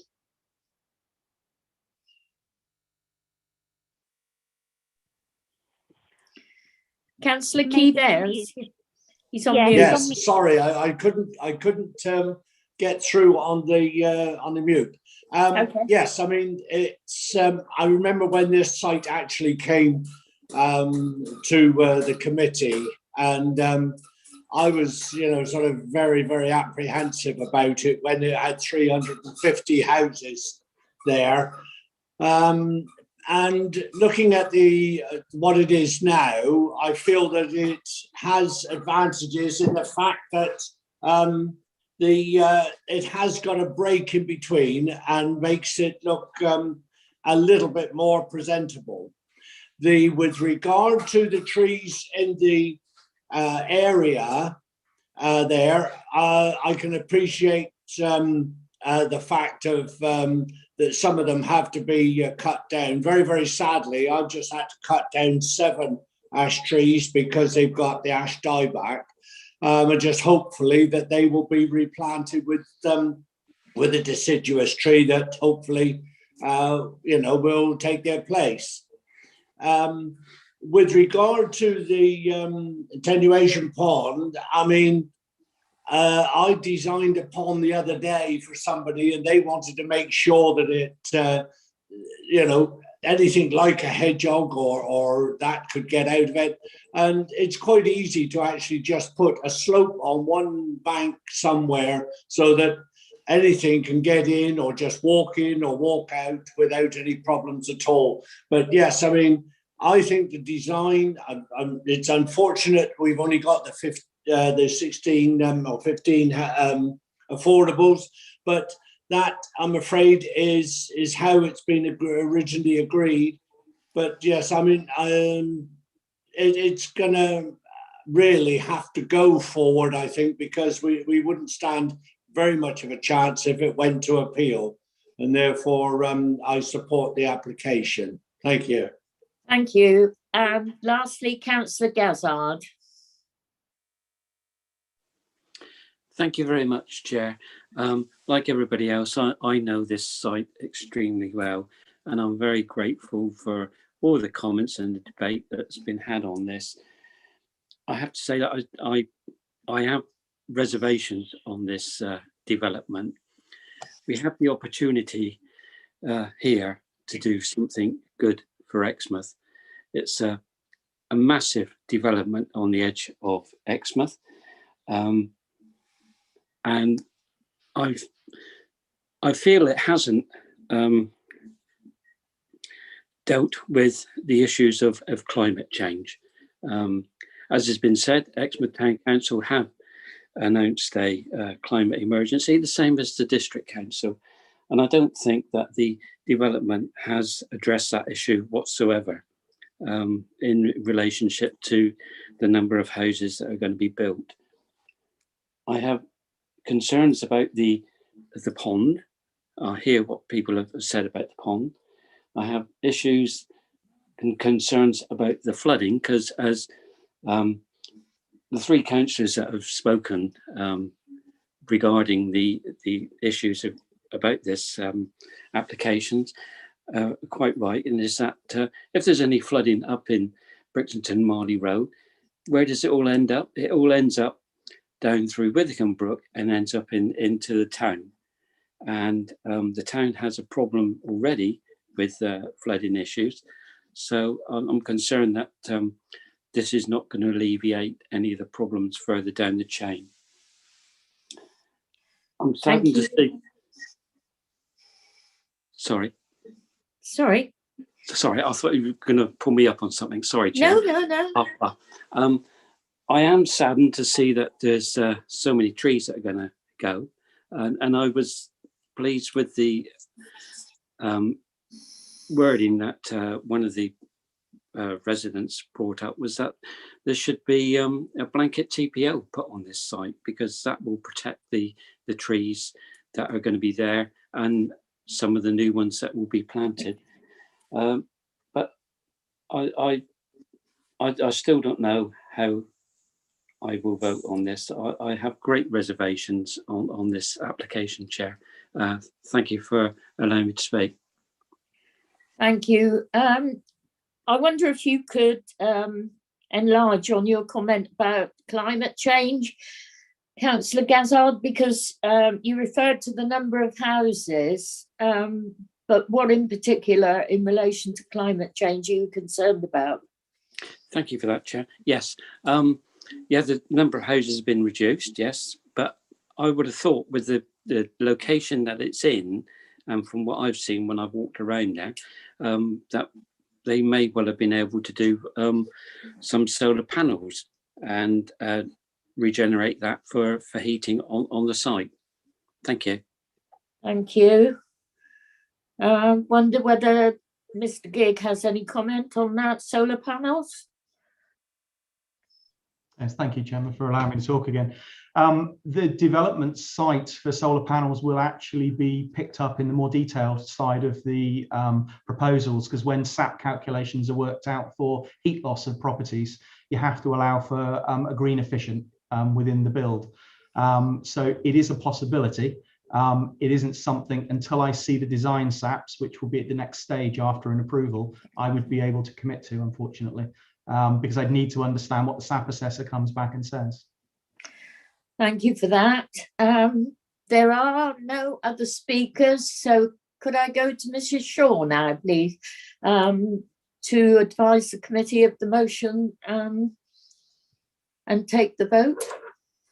Thank you, Chair. We have had a couple of references to amending conditions, and although we have the recommendation to approve, I just wanted members to be clear as to the where we've ended up with amended conditions. So if Chris Rose could just clarify for members, that would be great. Yes, through you, Chair. So it's the conditions in the report plus an additional condition, as I mentioned, further to discussions with the landscape architect in terms of ecological impact and mitigation assessment during construction. An additional condition about landscaping details to do with mainly to do with hard materials and fences, and that condition would also cover the details discussed with Councillor Howe about the Suds pond levels. There's a further condition about the levels to the pitch. And then there's an amendment to condition 6 to include the what the aims and objectives of the landscape and ecological management plan are, covering trees and replanting, and to add the bird and bat boxes in. Thank you. That covers it as I had it written down as well. Thank you, Mr. Rose. Over to you, Mrs. Shaw. Thank you. If Councillor Skinner and Councillor Howe are happy to accept those conditions. I'm more than happy as the proposer to accept those conditions, yes. Yes, thank you very much. Thank you. Then members, you have one motion before you, and that is to approve this application with the conditions as listed and as just mentioned by Chris Rose. When your name is called, please would you indicate whether you are in support of the motion to approve, whether you're against the motion to approve, or whether you are abstaining from the vote. Thank you. Thank you, Mrs. Shaw. So I'll start with Councillor Bloxham. Support the motion to approve. Councillor Brown. Support. Thank you. Councillor Chamberlain. Support the motion to approve. Thank you. Councillor Davey. Given the assurances we've received and the further information, I'm happy to support. Thank you. Councillor De Sarum. Support the motion to approve with all the additional conditions. Thank you. Councillor Gazzard. Against. Thank you. Councillor Howe. Support. Thank you. Councillor Key. Support. Thank you. Councillor Pook. Support. Thank you. Councillor Pratt. Support.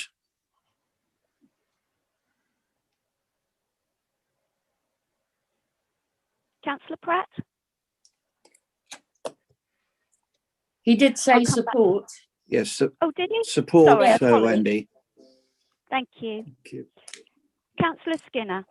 Support. Thank you. Councillor Woodward.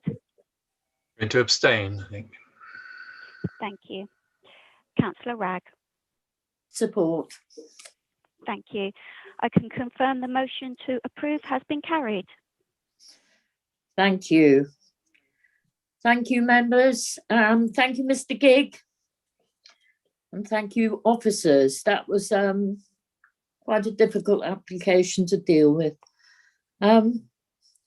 Members, would you like to take a 15-minute comfort break at this point? We have another major application to discuss after that, so you might want to break now.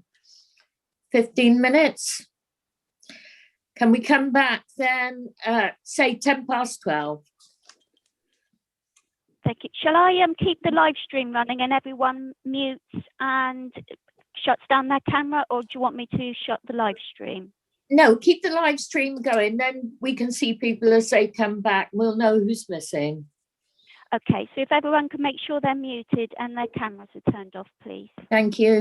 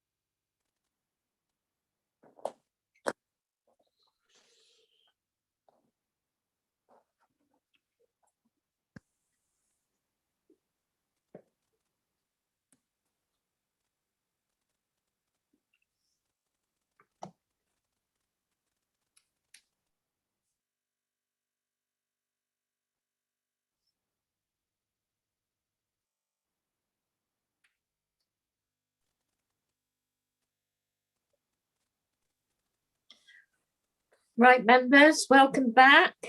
Are we here? Are we all back?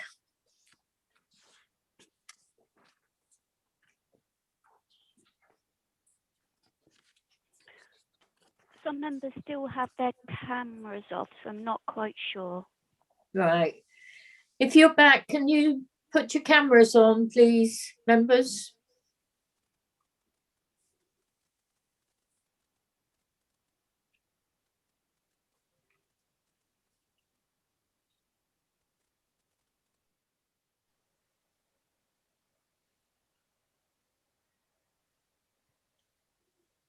I think we're good to go, Chair. Okay, thank you. Thank Wendy. Okay, so we continue the meeting then. I'm not sure whether I stay in the chair for this one. Perhaps Mrs. Shaw could advise. It is in my ward. You've put me on the spot. I think perhaps Councillor Chamberlain should, as Vice Chair, be in the chair for this matter. I think so. That is correct. Yeah.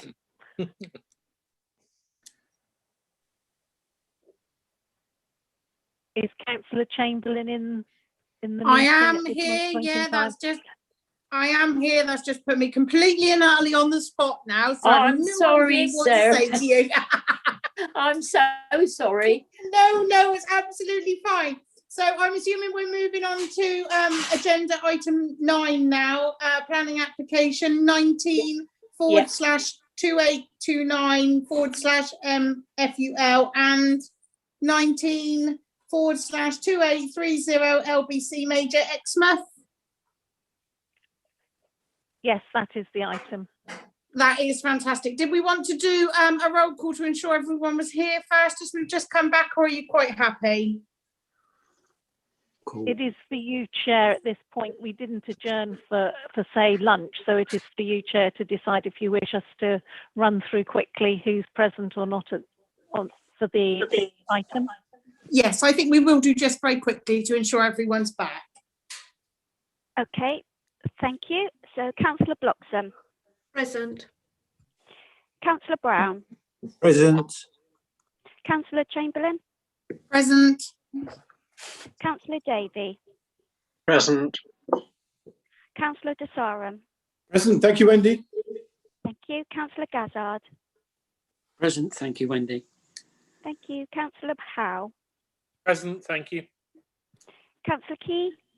Present, Wendy. Councillor Pook. Present. Thank you. Councillor Pratt. Present. Councillor Skinner. Present. Councillor Woodward. Present. Councillor Ragg. Present. Thank you. We're quorate and everyone is here. Thank you very much, Wendy. And I'll pass over now to Chris Rhodes. Thank you. Thank you, Chair. Thank you, Chair. Yeah, so we've got these applications are before you because the Town Council objected to the original submission on the application, which has been amended quite substantially since the application came into us. And you'll see that there's listed building and planning consent in front of you. So 2 applications under the one report, and it's for the part demolition and redevelopment of a site in Exmouth next to a listed church to provide 19 residential units. As I say, it's been amended since submission quite substantially following the comments you can see in the report from the Urban Design Officer and the Conservation Officer. So you can see the screen, on the screen the site location here. So we've got the Strand in Exmouth, so we're just off the Strand to the rear, and we're in a conservation area, and the church next door that adjoins the site is a listed building. So these are the aerial of it. So we've got the Strand, and this is the listed church, and our site is this triangle of land here and these buildings in here. So if I just run through the plans and photos, you can see the location, you can see how tight knit the development is around here already, and you'll see that from the photos. And the proposal is to demolish part of the building on this site and rebuild, and then to provide a building on that part of the site there. So these are the plans at the moment in terms of the extent of the buildings to be demolished, which will be clear on the photo. So we retain a lovely building and facade and part of the rear here, and then all the buildings behind get demolished and replaced with new builds. So all of these hatched in red at the back are to be demolished, and that's the roof plan. I will point out that the member of the public that's down to speak lives in this property here, off the back here, and I'll point that out again in the photo so you can see the close relationship already of the proposal to their property. And these are the sections just showing the extent of buildings at the moment and the red that's to be demolished, and the elevations. So these are the floor plans as proposed now. So we've got a lower ground floor in this area and shops to this part of the site. And then as we go up, we get the residential on the floors. So you'll recall that there was a building here at the back to be demolished, and this is the replacement of that footprint. And as we go up each of the floors, and you can also see that we are now detached from the listed building here. So the previous building went all the way up around it, affixed to the listed building, and this building is now detached from that listed building. So these are the elevations proposed. So we've got the listed church here. You may just be able to see the dotted line of the outline of the existing building in red, and the green is the outline of the scheme as originally submitted. So you can see it's come down in height since then. And we've got this lovely facade retained on here. So this is the new build behind. And then this is the rear elevation of that. And again, this is the new build element here on the listed church. This is the side onto the church. And then this is the other end of the building. And then we've got the building that sits onto the frontage on that triangular piece of land, 2 retail units below and flats above. And I'll just point out on this, take note of the window arrangement here, because whilst it's considered to be acceptable in officers, it's one comment that the conservation team raised about the windows not lining up at ground floor, and a comment about the number of staircases at the rear of that block, which I'll mention. So we've got the sections through here, so you can see the heights and the buildings. As I said, it will be clearer from the photo. So this is the spire to the listed church here. So you can see that from quite a distance away. And then we move closer. So this is the site here. So this facade all the way back here is going to be retained with the new building constructed behind it. So you won't really see, you'll just see the new building coming up here in that image.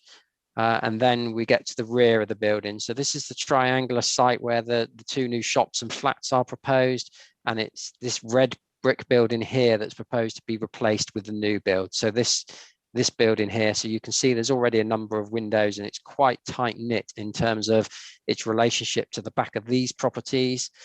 This roof slope here, which is the property of the lady that's down to speak. So you can see, as I say, already a sizable development there and quite close knit in terms of windows. And at the rear of the site, this is Mrs. Rose's property here. So you can see the existing buildings and how they're close to that with windows already. And this element, which is also part of the site. Up these steps, you can see there's like a substation here, and there's like a flat patio area around that's proposed to be untouched as part of the application, simply paved. And that's the other buildings in that court. So this red building, in fact, will be detached from the listed building with a new scheme built. And in the foreground here, you get the 2 shops and the other flats. Building 1, which is the main building, is stone with cladding, some render and a slate roof. And building 2 at the front, again, is render with some grey brick and a slate roof. In terms of the principle of development, we're in the built-up area boundary. We're in a highly sustainable location in Exmouth. So the principle of 2 retail units and the further residential dwellings is acceptable in principle. All these buildings here have been in community use at some point or another. I believe the church is now in use as a gym. So there has been, you'll see in the report, issues or discussion about the loss of the community uses. I think this building has historically been used by the WI and the Boys Brigade and a dance school. but it's been vacant now for a number of years. You can probably see from the photos it's in a fairly poor condition, boarded up. There's no social or community gathering going on in the building at the moment, so there's no loss from that, and the building has been marketed for quite a number of years without success. So we're satisfied with the loss of this element of it for community use, that the church will stay in that community use. There's a 25% requirement for affordable housing in this location, but as the applicant can use vacant building credit, which in effect is a policy brought in by the government to say, well, you've got existing floor space there, you can offset that floor space against your new floor space to reduce your affordable housing requirement. That brings affordable housing requirement down to just over 2 units. But the applicant's been through viability here, and they can't afford to provide any affordable housing. And some of that is related to the costs of separating the building from the listed building and making that good again. But there, our recommendation of approval does include an overage clause to cover that situation should that change. Regarding the design and impact, as I've said, there's been a number of amendments to the proposal, changes to the designs of both blocks. The height of the blocks have come down following concerns and consultation with the urban design officer and the conservation officer. There's a big benefit to this scheme of removing this awkward junction here between the existing building and the listed building and opening up that end facade. And the conservation team are happy with that, the principle of that. And obviously we need to give special regard to that because we are in a conservation area and we're adjoining a listed building. We need to have special regard to the impact on the conservation area and the listed building. But as you can see here, the visual impact of this area is pretty mixed and not that valuable at the moment. And the retention and opening up of that listed building facade is a benefit of the scheme. The conservation officer's comments, you'll see the 2 outstanding issues they've got about the windows on that front block, but we as officers feel that's acceptable. The window proportions above the shops are good. And the other issue was about the number of stairs on the rear of this block here. And that's to do with flood risk, which I'll mention in a minute. In terms of residential amenity, we've got a very dense area, as you can see from the photos, particularly in relation to these buildings here. But there'll be no greater overlooking or windows or overshadowing than occurs at present to these properties here. And in terms of Tower Street here, we've got distances of about 12 meters front to front, and you can see it's already a tight grain there, as is the case on this street here on Queen Street. So we're happy with the relationships given the existing windows and bulk of buildings there. There's no parking associated proposals, but it's very well located in the centre of Exmouth. And I mentioned the rear steps to this unit, which can be seen here, and that's because part of this site at the frontage here is in the flood zone, which is okay to have those commercial uses at ground floor, but the staircases are needed at the rear to get out, well, to access those flats and also give them a means of escape onto land that isn't subject to flooding at times of a flood risk. So I understand the conservation officer's comments about the number of staircases to the rear of this block, but you won't really perceive the rear of that, the frontage of the building will be onto this road, so you won't really see those staircases. They won't be that prominent. So in terms of the planning balance, the conservation officers have raised those 2 small points about the windows and the staircases, and saying that the change could cause, well, it will change the setting of that listed building, but there are benefits here to that listed building from detaching the new building, opening up, bringing the site back into use. So we're satisfied that those benefits outweigh those small concerns that have been raised. The new building and redevelopment itself is a benefit. The design is good. You can see the comments there from the urban design officer and the input that they've had. So we're satisfied and think it will be a high quality finish and design. It's in a sustainable location. And the other benefit of the scheme is there's a need in Exmouth for small units, and we have a number of 1 and 2 bed units proposed here. And that's exactly what's required in Exmouth at the moment. There's no greater harm to residential amenity. So given all that, and despite the lack of affordable housing, officers feel that it's a very good scheme and the benefits from it outweigh any harm or impact, and therefore both applications are recommended for approval. Thanks. Thank you very much, Mr. Rose. Next, I would like to welcome to our meeting Sandra Rose and Amy Roberts. Are you both in the meeting? Unfortunately, Sandra Rose has given her apologies, but she's provided me with a statement. That's fantastic. Are you happy to read that out now, Wendy? Yes, of course, Chair. So, thank you. As follows, I'm reading this on behalf of Sandra Rose, who is objecting, and she's raised a number of concerns. So, number one, access to residents to Queen's Court by car or walking via Queen Street.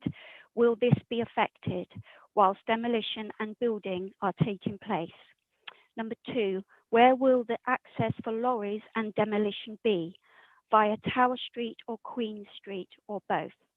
Number three, there are steps leading to the back of the Boys/Girls Brigade building. Will this be used as a cut through for new residents/drug users? And she's put in brackets, which we have a problem with due to it being an unlit area.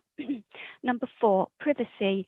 Will the new build properties be able to see into an area to the back of my property, 3 Queen's Court, Crocked Cottage, and into existing residents' windows?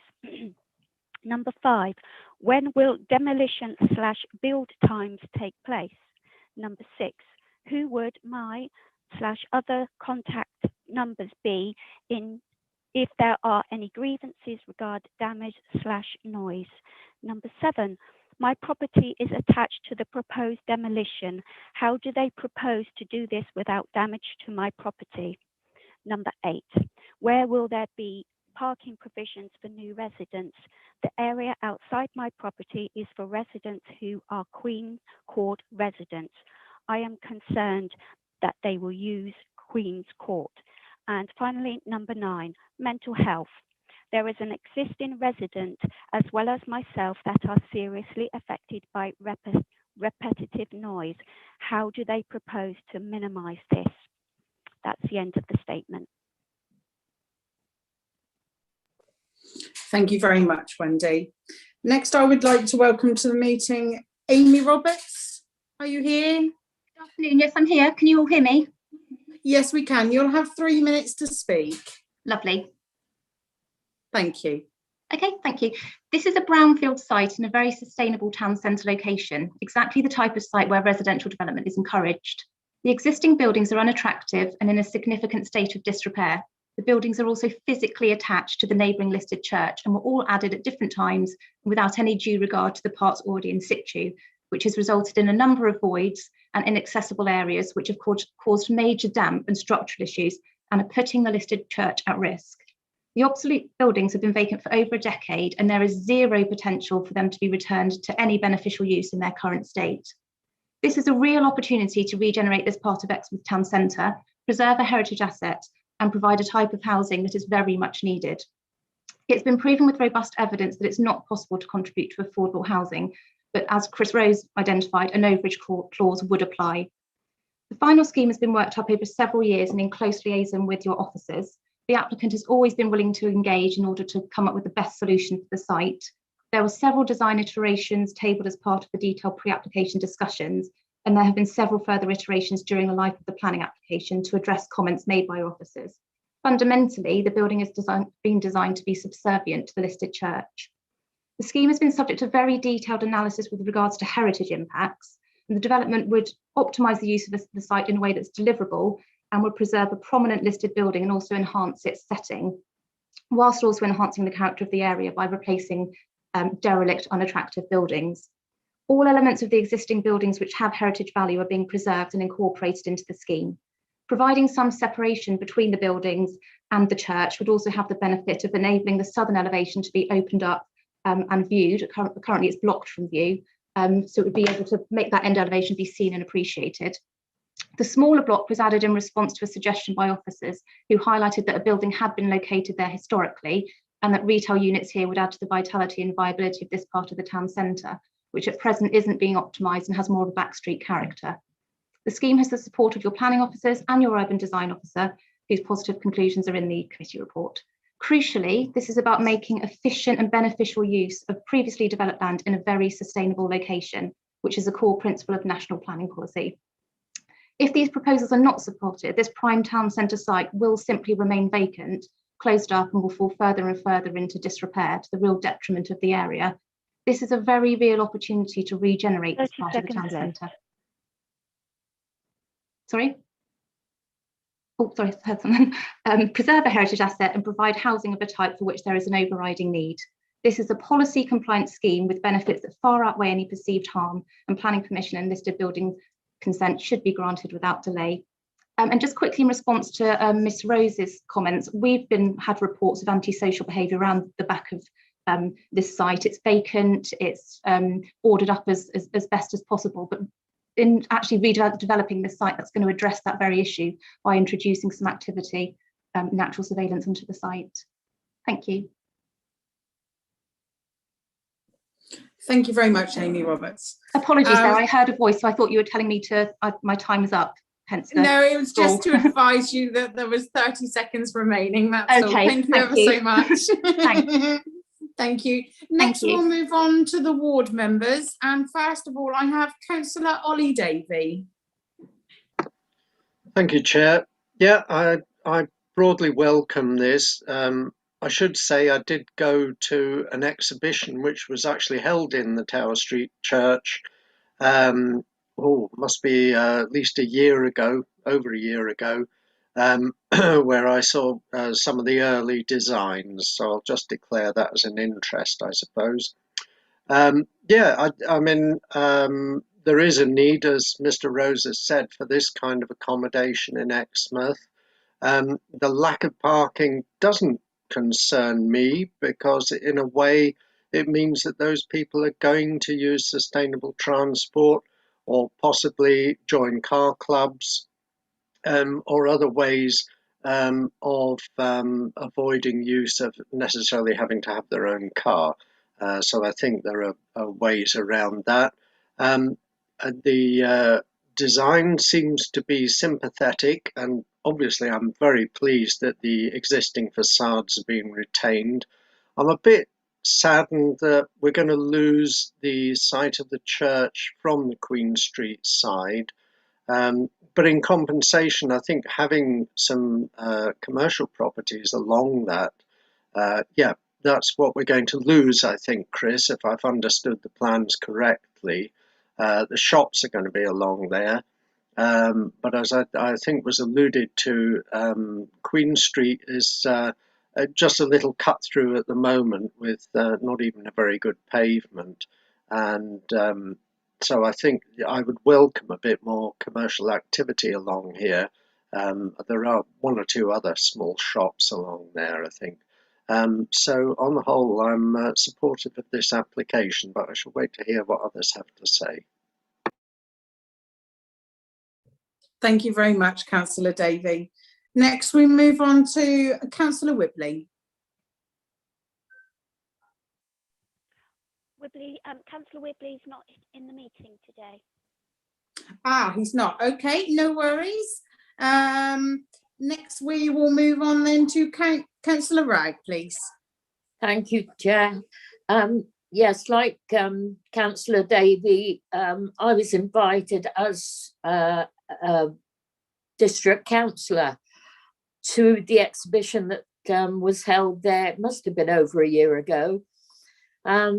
And I think the scheme has certainly changed since then. And I know that the applicant has worked with officers in trying to address all the concerns. The property was marketed, I think, for several years. And I think one interested prospective purchaser came forward, which was the Housing Association, and offered £1 for it, £1. The red brick buildings, they are in a state of disrepair. And I'm told that in some of the rooms, there are a considerable number of rooms there. Nobody can walk in them because of the floorboards rotting. So I think it's an eyesore as it is. It would certainly tidy up a very old part of the town, well, as exemplified by the conservation area. So I support this scheme. I think it could only improve the part of the town centre and hopefully improve the quality of life of the residents in the adjacent properties. I think it would smarten up Queen Street, you know, it is like a little back street. It is drab and dreary. So I think it's a welcome addition. So I support this. Yeah, I'll leave it there and leave it to other members. Thank you very much, Councillor Wragg. Now we move on to committee members to speak, and I have Councillor Skinner first. Thank you very much, Chair. And I know this area very well. In fact, at the end of Queen Street used to be, I'm sure Eileen would know, the little barber shop with Mr. Page, Pages. Which I used to go in. My mother used to take me in as a boy, so I know this area very, very well. Of course, Beacon School is just such a... Anyway, without all that history about me, that's not what we're here for. I think this scheme's been put together very well. And in actual fact, when you see a Grade 2 listed building and working with our conservation team, our conservation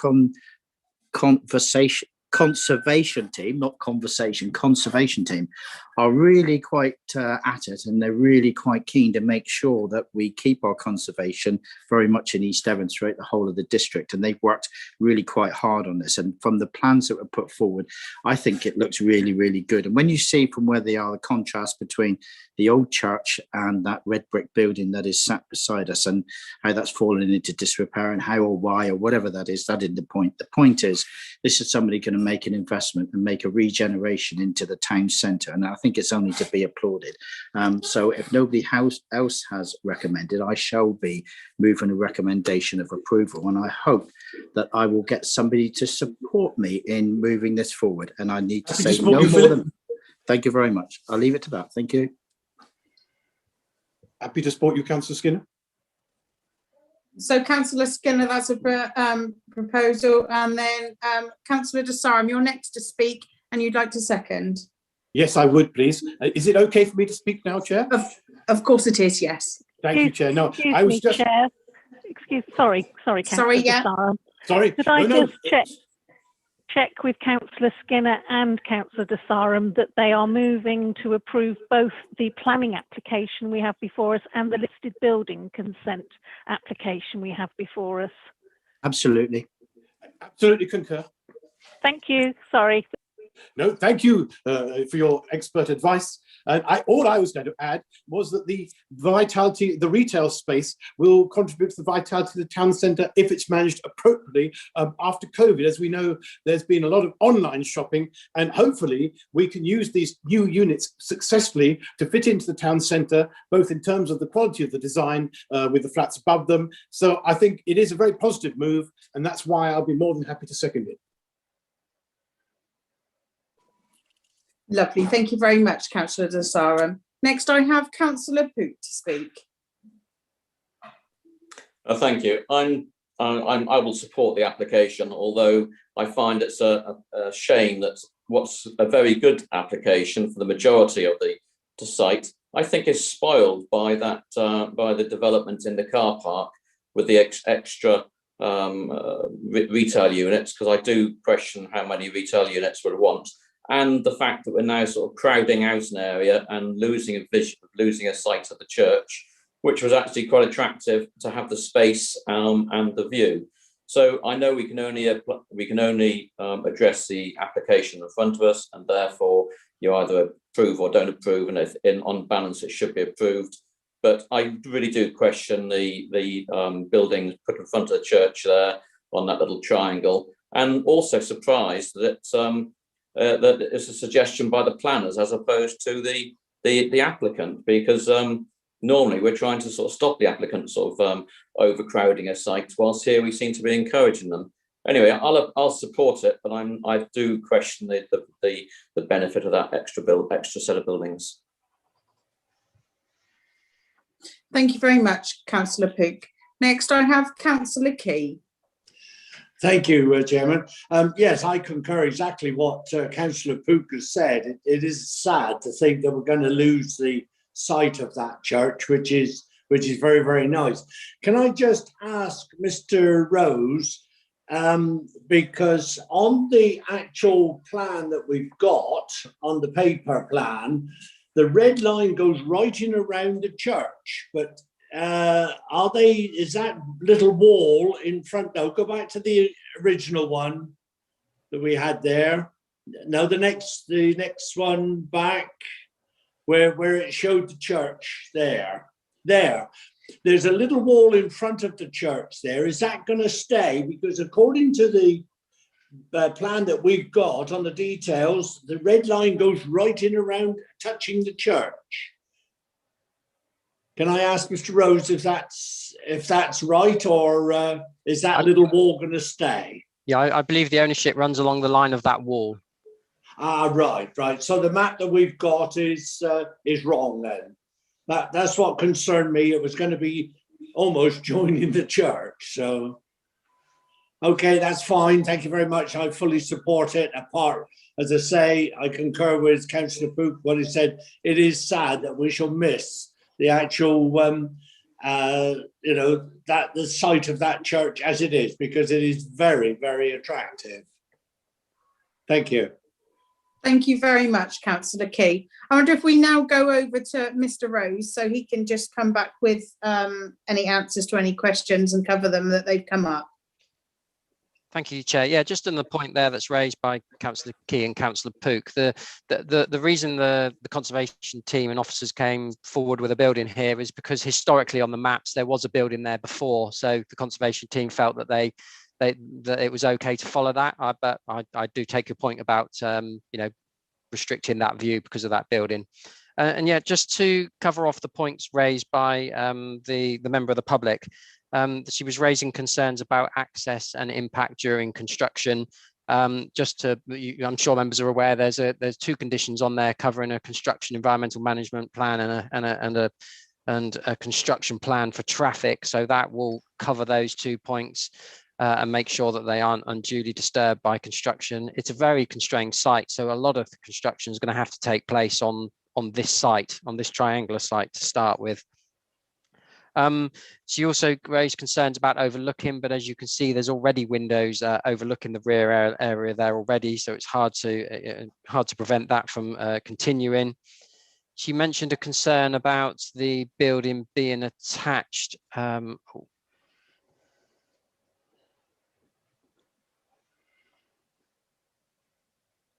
Nope.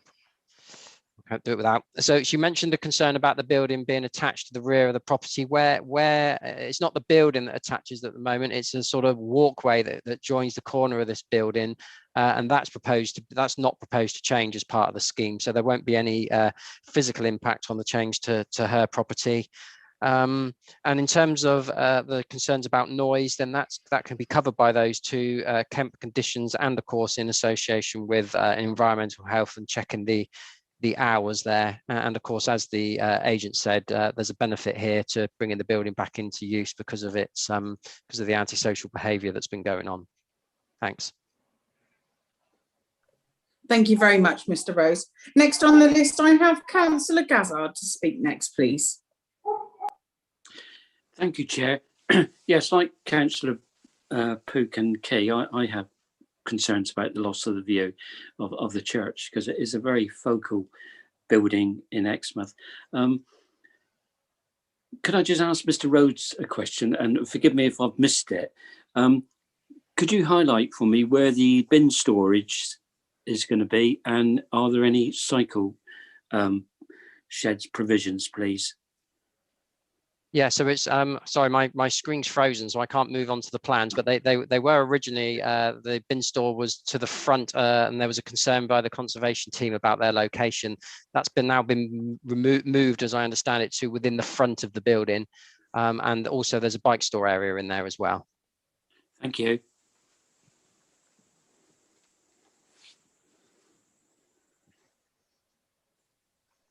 Thank you very much, Councillor Gazzard. Next on the list, I have Councillor Woodward to speak. Thank you, Chair. Yeah, like other councillors, I would have liked to have seen a green space there with maybe some trees and a bench, made it a more attractive feature against the church side of the church. But to have the 1 and 2 bedroom properties, I think would be a great advantage for sort of keeping the high street going, the shops in the town centre. So that's very welcome.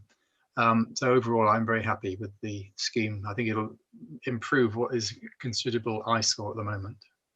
Thank you. Thank you very much, Councillor Woodward. I have no more blue hands up that I can see from anybody. So I'd like to pass over to Mrs. Shaw to sum up, if that's okay, please. Thank you, Chair. Yes, members, as previously mentioned, you have 2 applications in one in this. So if we could take the planning application first, there you have 2 elements, which is firstly to adopt the appropriate assessment attached to the report, and secondly, approve with the legal agreement to secure an overage clause and with the conditions as listed. So if we could take a vote on that one first. When your name is called, please would you indicate you are in support of the motion to approve, whether you're against the motion to approve, or whether you're abstaining from the vote. Thank you, Mrs. Shaw. I'll start with Councillor Bloxham. Support the motion to approve. Thank you. Brown.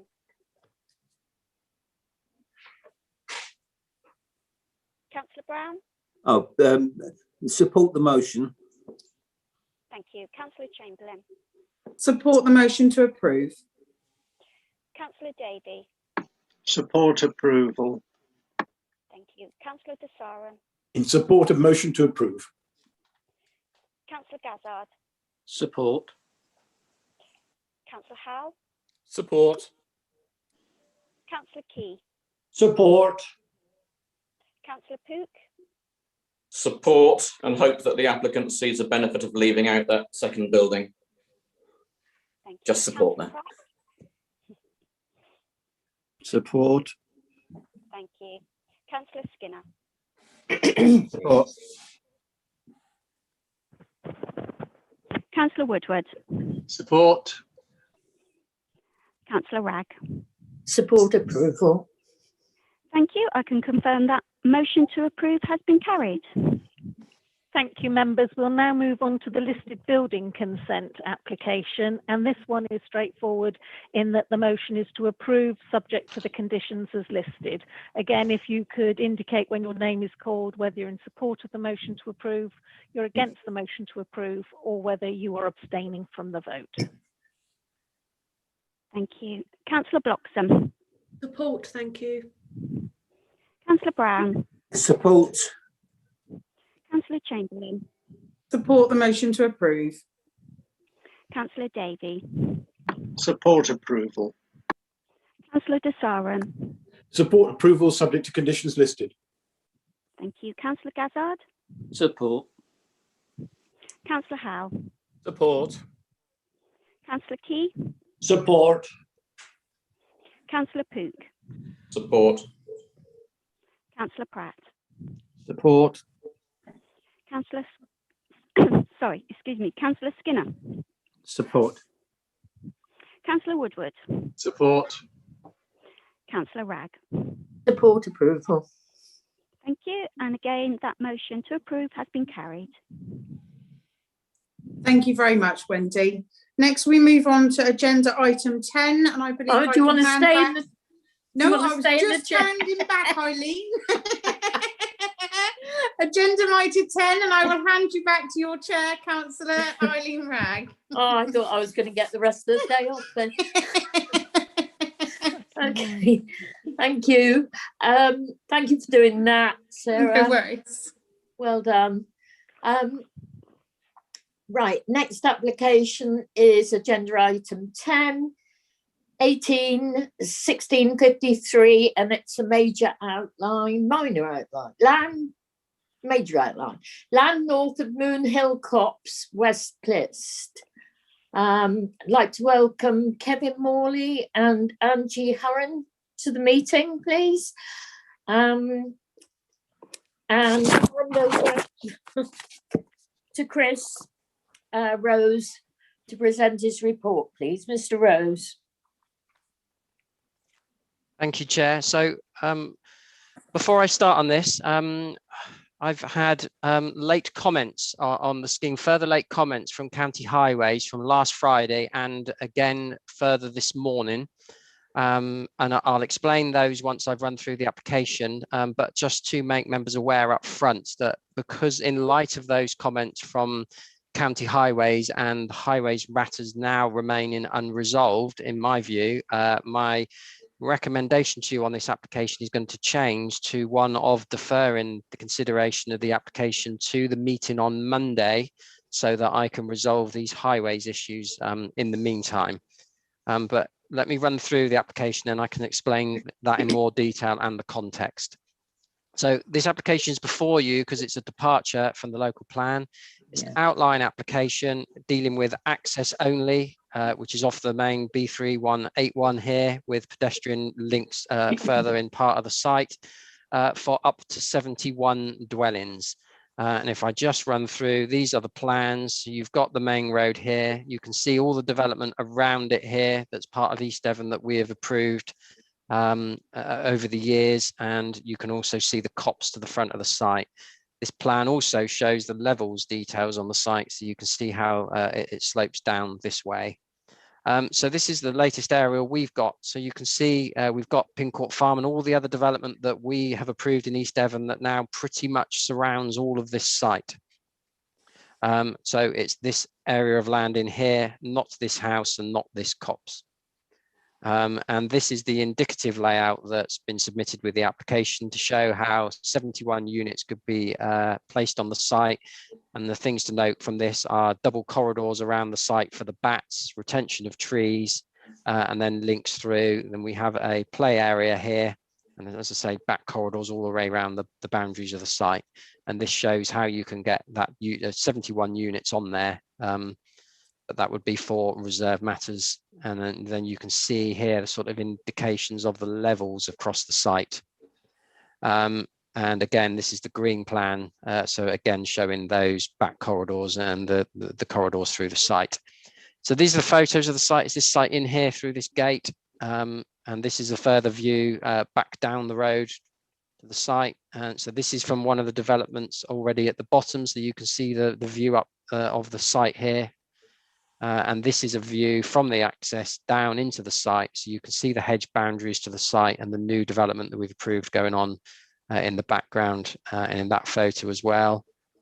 And then looking around to the north. This is the development that's further to the north. So the application site is this field beyond the end of this house and this field here off to the left and the one in front of you here. So West Cliffs, as you can see from those photos, this site's surrounded by development. So although it's outside the only built up area boundary, so there's no local plan support for the development of this site in principle, and the neighbourhood plan is emerging, so we can only give that very limited weight. That doesn't mention the site. So there's no policy support in principle in the local plan or neighbourhood plan. So this is a departure. And as members are aware, in those circumstances, we need to consider whether there are any other material considerations that would support the proposal. The report goes through them. So in terms of the site location, it's surrounded by residential development that we've approved and considered to be in a sustainable location. It's close to a shop. So one of the developments on the opposite side of the road has provided a shop that the residents could access, and there's a new primary school 400 metres down the road as part of the wider development.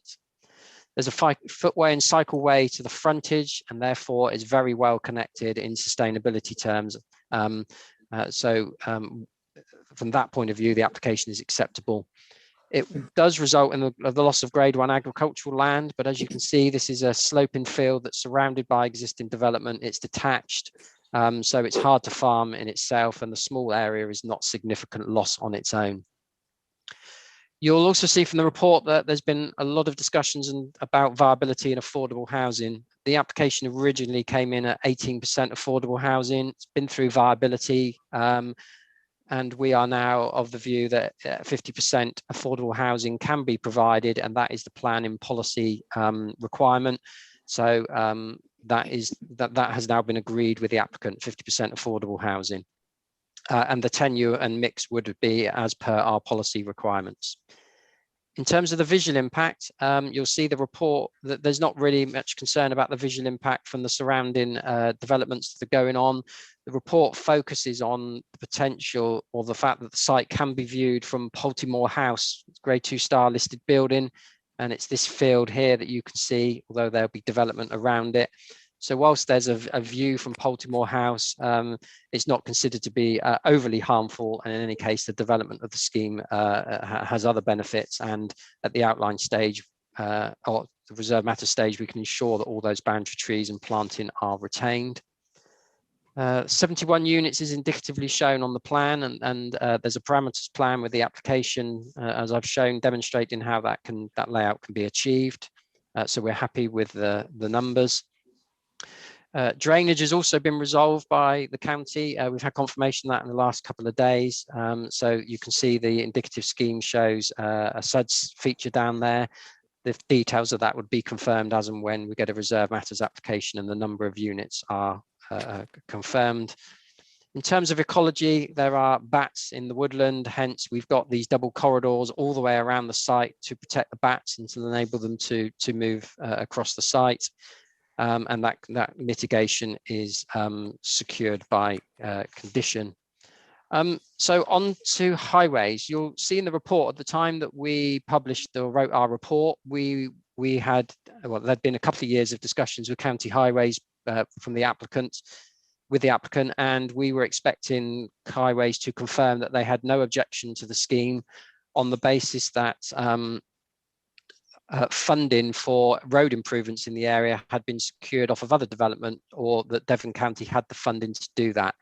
And the 2 points in particular are there's a Pinho access strategy, because those members will be aware that down towards the double mini roundabouts in Pinho, there is excessive queuing, or before coronavirus, there was excessive queuing at peak times on this road.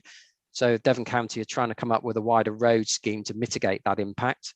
And the second thing is there are proposals for a toucan crossing up here past the site.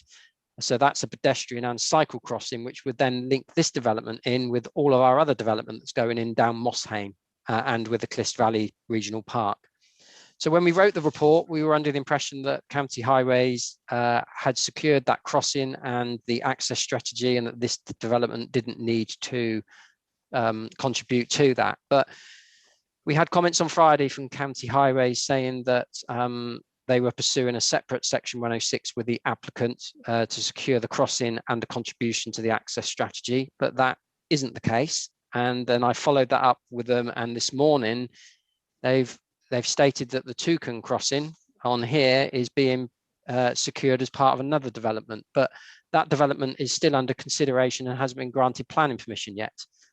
So we can't rely on that scheme bringing forward the crossing as well. So I'm now left in a position where I don't know for sure whether County Highways require a contribution, and if they do, what is a justifiable level for that. And that also has impacts for the applicant, because if there is a contribution required, then that's going to have further impact on viability and potentially the percentage of affordable housing. So as I don't have the answers to those questions for you today, my recommendation is that members can debate the application and raise other concerns, but that they defer the application until our further committee on Monday to give us as officers chance to confirm the situation with Devon County and speak to the applicant in the meantime. So in light of that, as I say, the recommendation is to defer it until our next meeting on Monday. Thank you. Thank you, Chris. Could I invite the agent, please? Kevin Morley.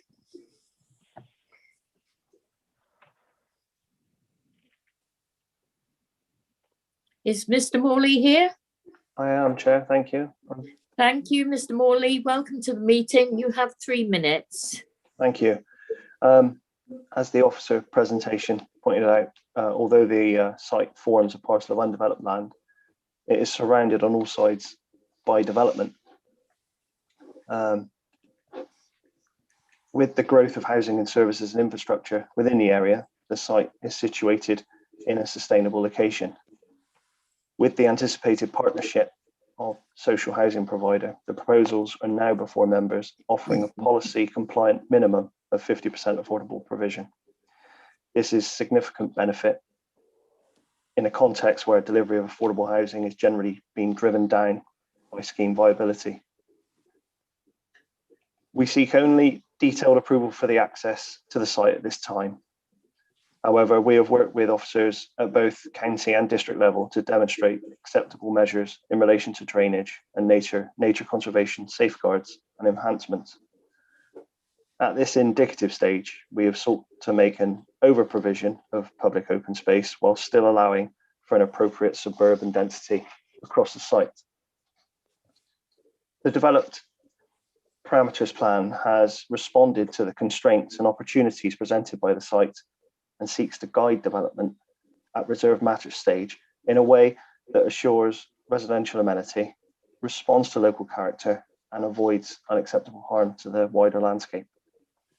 Connectivity of the site to the existing network for cycling and walking has also been critical in developing the scheme, as well as an overarching objective to promote realistic alternatives to trips by private car.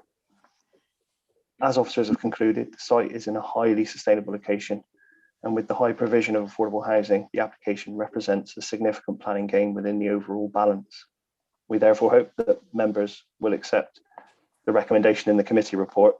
Obviously, Mr. Rose has changed that, but the support of members at this stage will be welcome. Thank you. Thank you, Mr. Morley. And next we have Angie Hurren from the Parish Council. She here? She sent her apologies, but I have a statement. Yes, would you like to read that out, Wendy? Yes, of course, Chair. So the following statement is from Angie Hurren, clerk to Broadcliff Parish Council. Having submitted detailed responses during the consultation phase to this application, I wish to speak in relation to developer contributions related to highways infrastructure, more specifically the requested contribution of £3,250 per dwelling that was initially proposed by Devon County. The officer's report suggests that this contribution is unjustified as no specific project was identified. However, the Pinho Area Access Strategy Addendum 2019 sets out clear proposals for the Langerton Lane Link Road and identifies a funding gap as follows. 3.12 Langerton Lane Link Road remains an important link distributing traffic away from the double mini roundabout and providing an alternative route for all vehicles from east of Exeter. The link will also be a useful route for pedestrians and cyclists travelling to employment areas east of the M5 and need to be designed appropriately for them. 3.13 Some funding for the Langerton Lane link has been secured, but there remains a funding gap. Contributions to this link and/or on-site provision will be sought from any further development in the east of Pinho. We therefore respectfully suggest that, contrary to the officer's report, there is a verified local highways infrastructure project identified with a confirmed funding gap. We suggest that, in accordance with the aim set out in the Pinho Area Access Strategy to move traffic away from the Pinho double roundabouts, the Tavernsville development should be required to make contribution to the Pinho Area Access Strategy Langerton Lane funding gap, and that this be conditioned in the Section 106 agreement. We believe that the development will generate more vehicle movements on a road on which we have regularly evidenced 2 to 3 mile tailbacks at morning peak times for several years. Tailbacks that increase as the strategic sites build out of Westcliff. We dispute that the impact of these involvements is not harmful, and we question if the full cumulative impacts of the existing volume of traffic on the B3181 and that from consented strategic site developments has been considered. We further request that any such contributions be used to improve pedestrian and cycle movements on Langton Lane in accordance with our climate change responsibilities. Time, That's the end of Wendy. the statement. Thank you. Thank you, Wendy. Well, as we know, the highways issues remain outstanding and have to be resolved. I'd like to call on Councillor Sarah Chamberlain as the ward member, please. Would you like to speak on this, Sarah?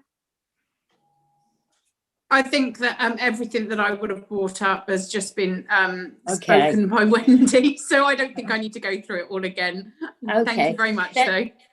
Then I'm going to propose from the chair, first time I've ever done this, is that we adhere to the officer's recommendation and we defer this item, but that doesn't mean to say that we can't debate it. So please put your hands up if you'd like to speak. And there's one hand up, Councillor Skinner.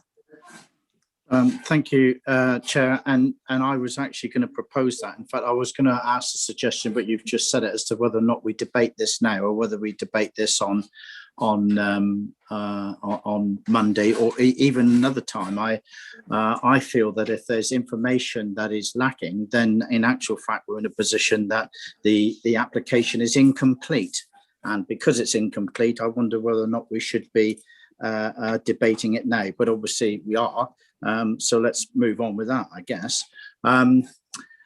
As far as Sorry, Councillor Skinner, Yep. were you seconding my proposal to defer as you were in favour of deferring? yes, I am. I will second thank that, you. Madam Chair. And Thank you.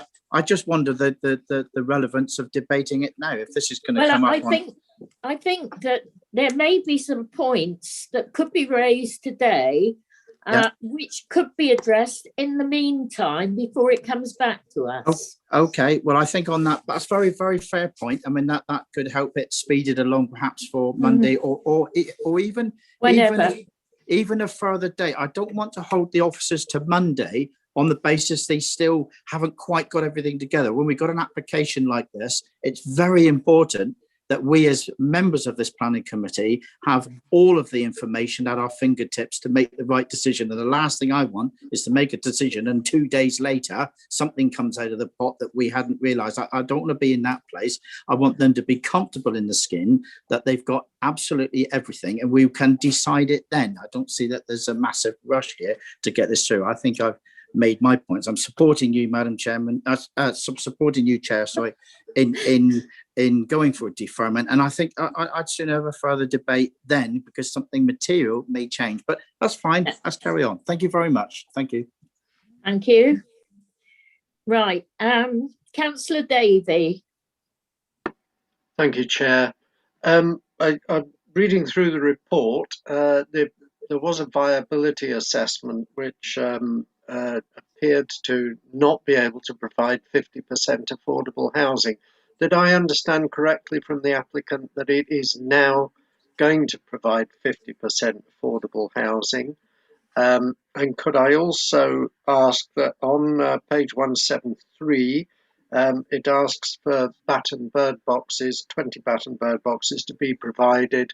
I don't see that in the conditions, and I just wonder whether we could add that to condition, whatever it was, the LEMP conditions anyway, in order to secure that. Yeah, I think the affordable housing will very much depend on what highways come back with, because if they're expected to, fulfill or carry out Section 106 agreement, the affordable housing element might well be reduced. Yeah, I think I've got that right. Mr. Rose. Yeah, so the applicant came in originally saying that they could only provide 18% affordable. We didn't agree with their viability report. We took that out independently. We've got cost consultants involved, and we went back to the applicant and said, we think you can. After a lot of debate, they have accepted that position now. So it is 50%, although as Councillor Ragg says, that might change depending on the highway situation. And whilst I've got your attention, if I could just mention something about the timing. Part of the reason that I want to try and bring it back on Monday is there's a housing association behind the scenes here that are involved in the provision of the affordable housing, and we're being told that for funding issues in relation to them, they ideally need a resolution by the end of the month if possible. So as we've got the opportunity to bring it back on Monday, I thought we ought to try. But yeah, and to answer Councillor Skinner's comment, yeah, if it still isn't in a position on Monday, then I will be reporting that to you on Monday and potentially recommending a further deferral. Yeah. Thank you. Thank you. Mike Howe, Councillor Howe. Thank you, Chair. I'm more confused and concerned, and after just hearing Mr. Rose's comments, I think we need to put this in context what we're trying to do. Usually, and in the past, I'm looking to Shirley and Mr. Rose, Shirley, our barrister, and Mr. Rose, our planning officer, to clarify this. But in the past, and I believe still at present, to defer an item, you have to give a reason for deferment.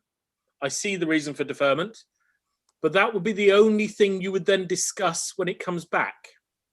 As such, for that deferment to be effect, we need to clarify we would approve this subject to that matter being resolved or whatever it is.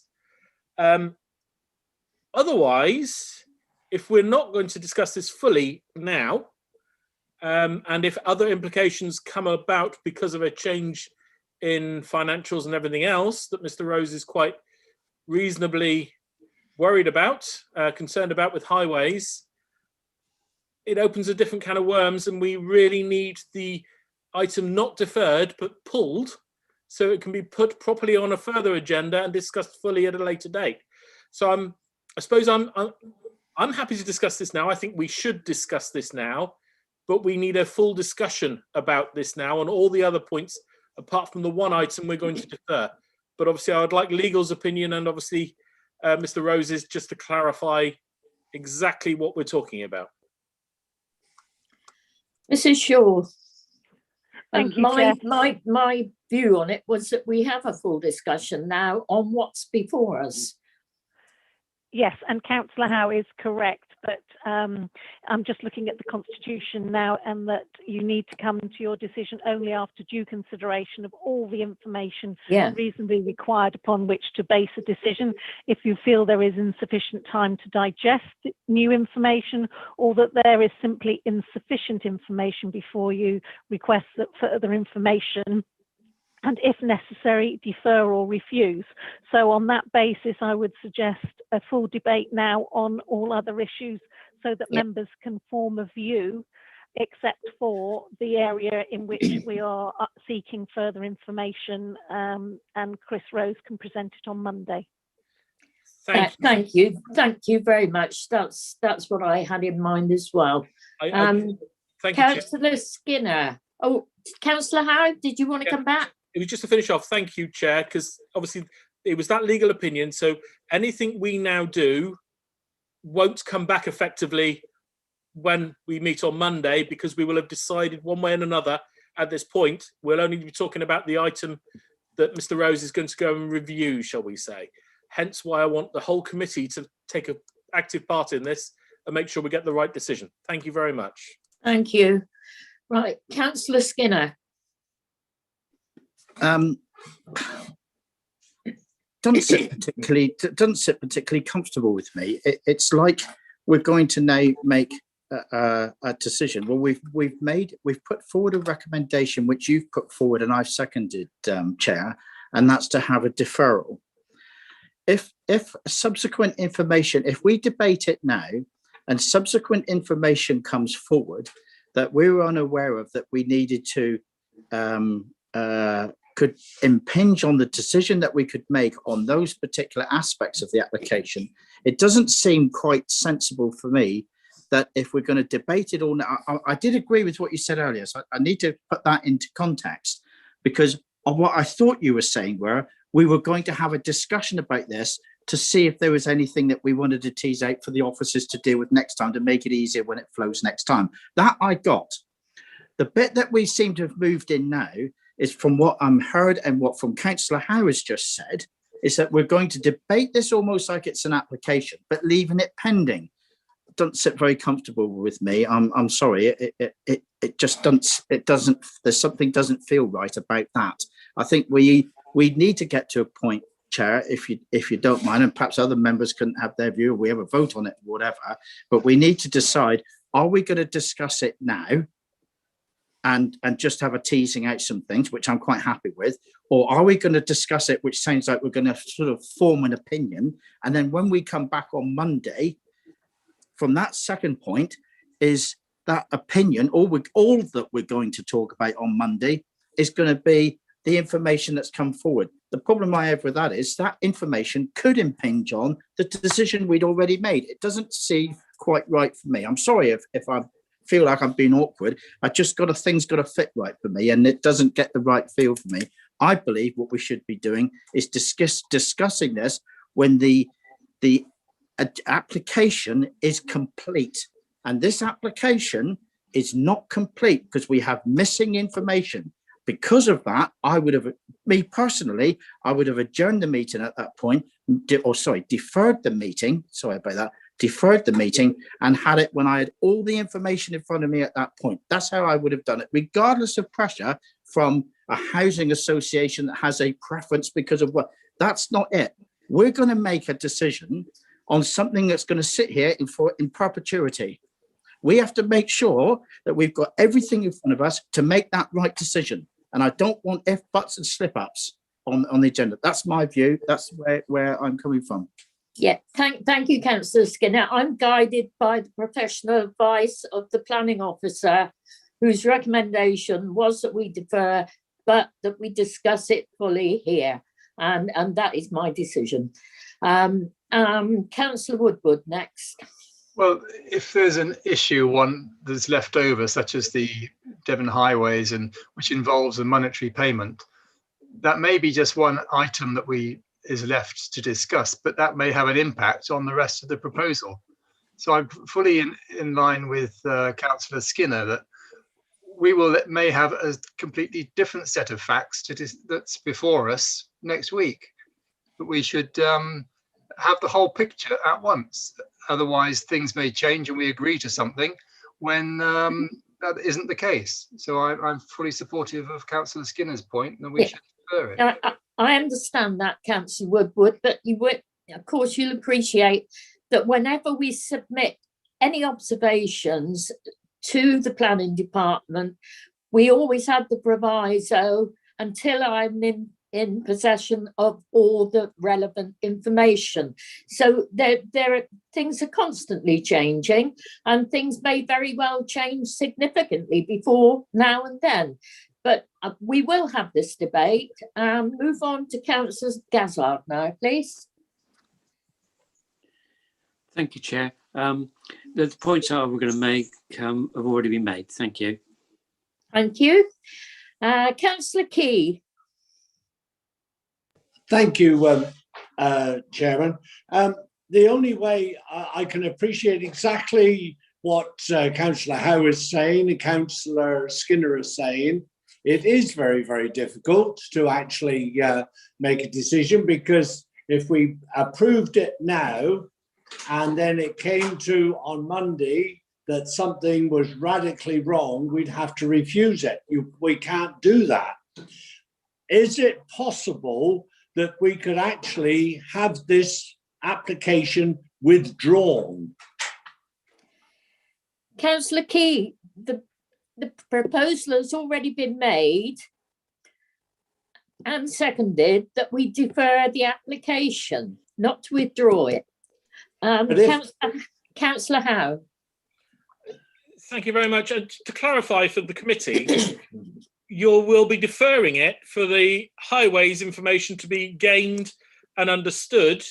And at that point, if the financial viability of the scheme is called into question, because we believe that this should contribute also to the twin roundabouts at Pinho, whatever the scheme is called, etc. The only other thing that changes is the affordable housing scheme.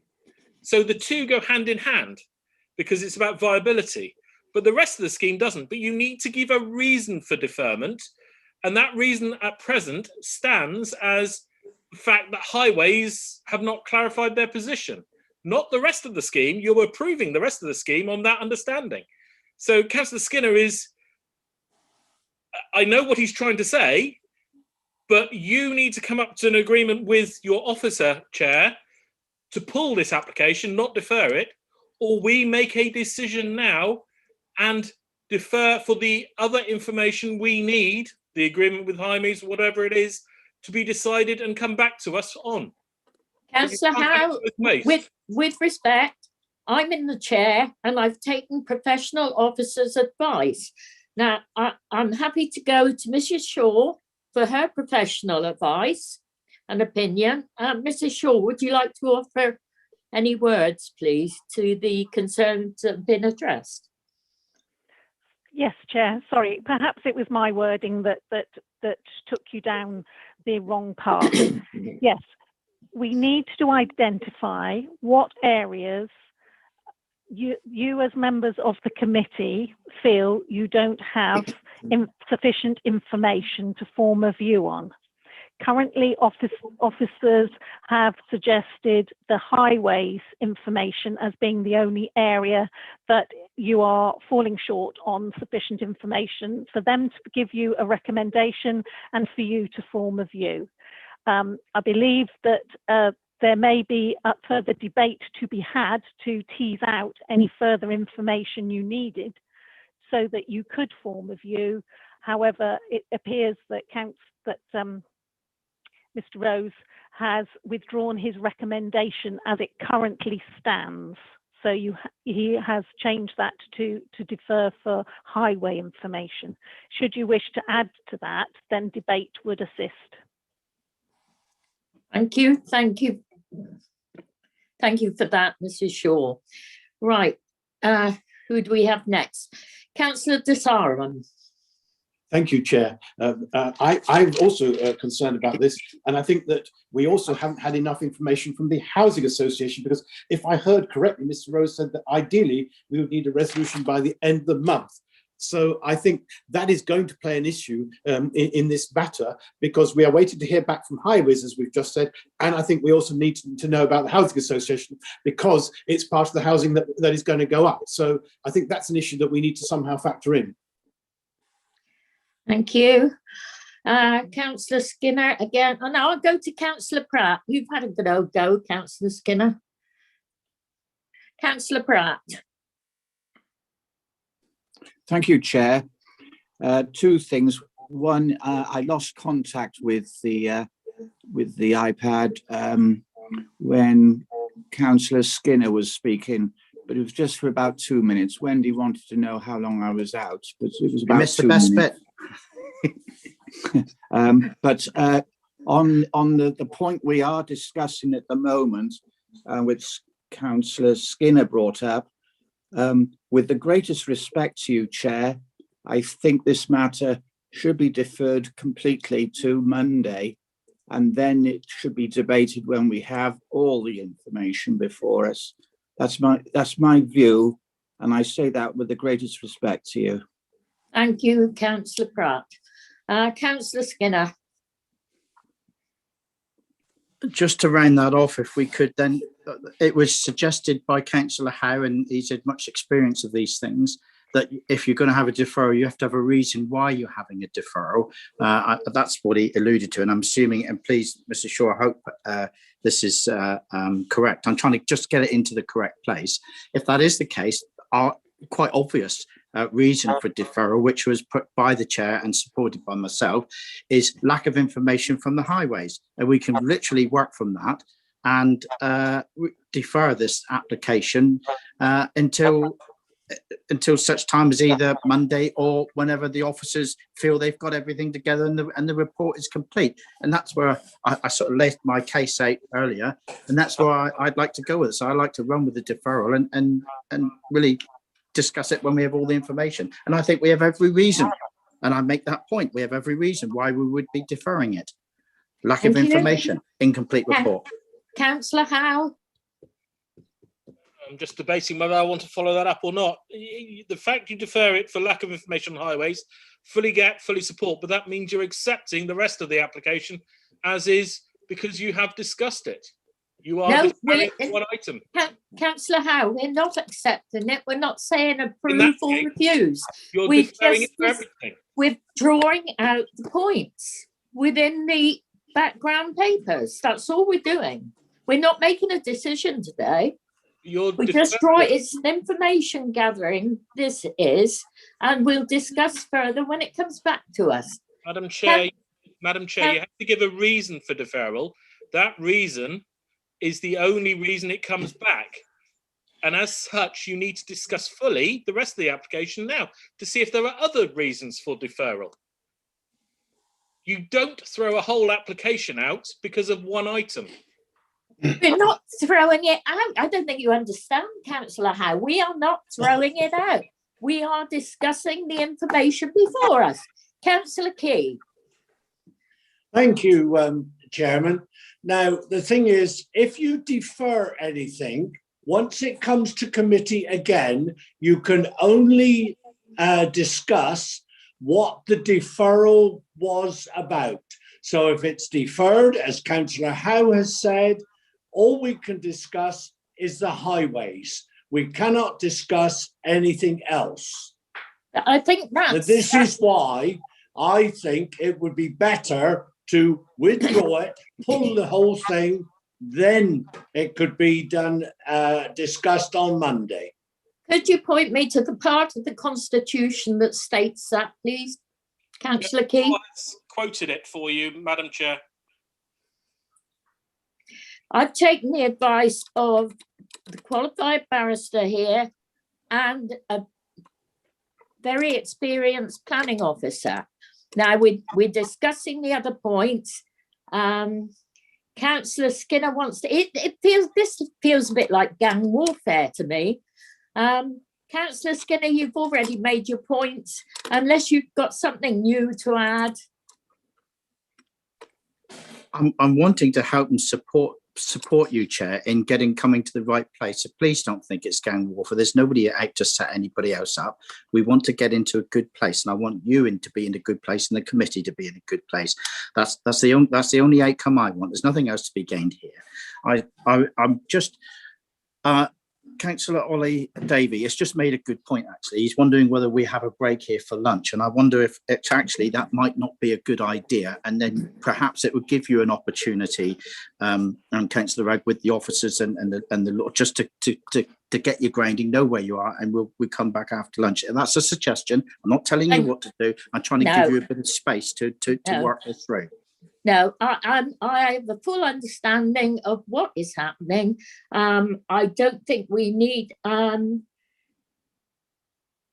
Rose, would you like to make a comment, please? Yeah, I just wanted to comment on the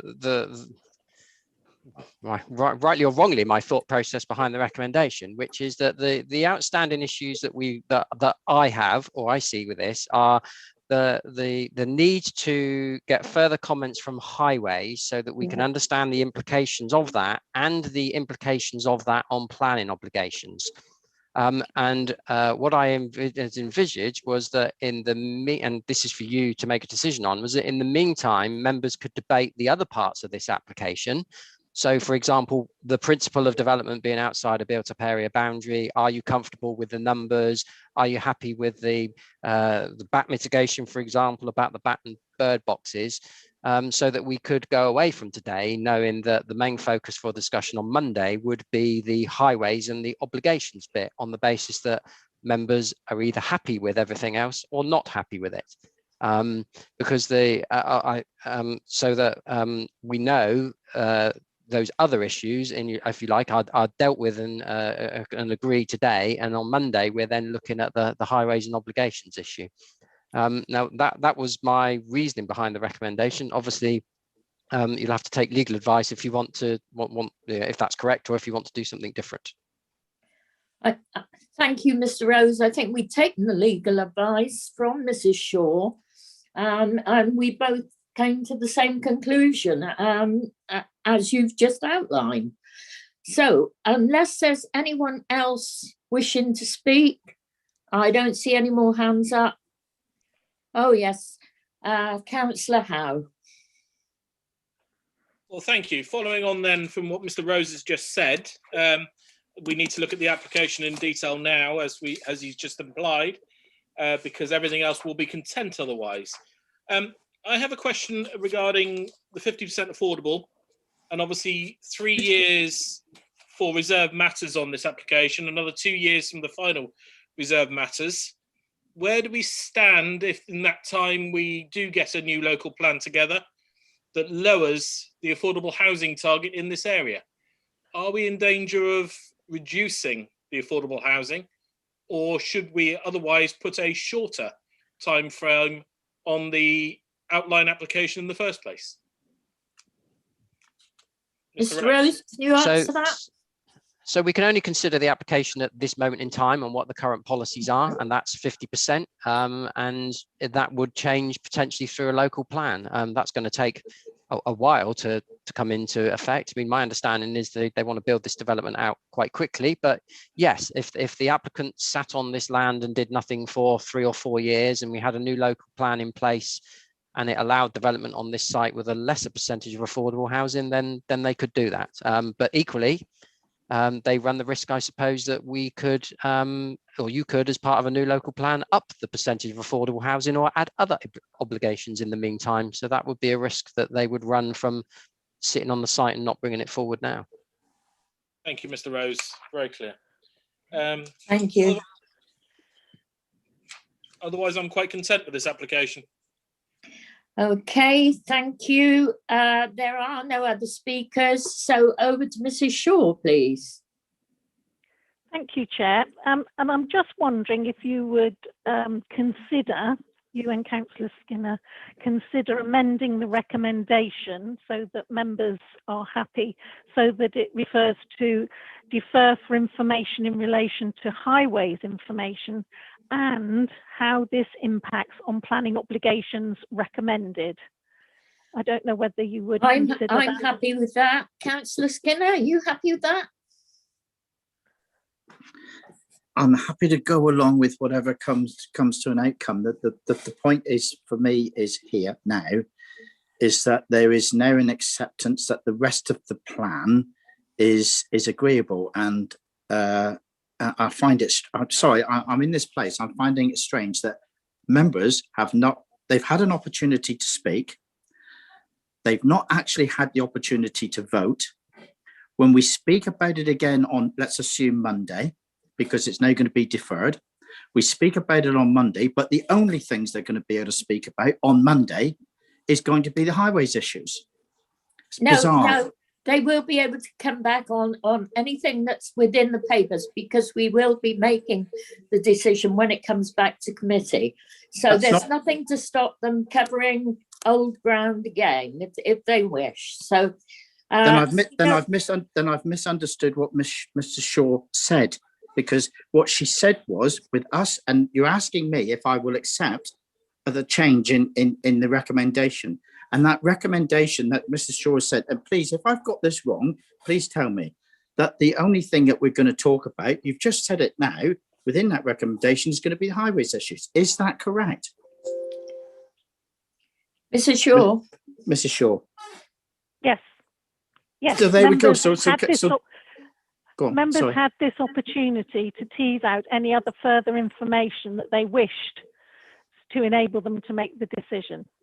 So what we're saying is, if I agree to this then, which I'm not comfortable in agreeing with it, by the way, is if I agree to this, when we come back on Monday, members are not going to have the opportunity to speak about the application in any other part of it, other than just the highways issues that are going to come on Monday. I want members to understand that's the place we're now in.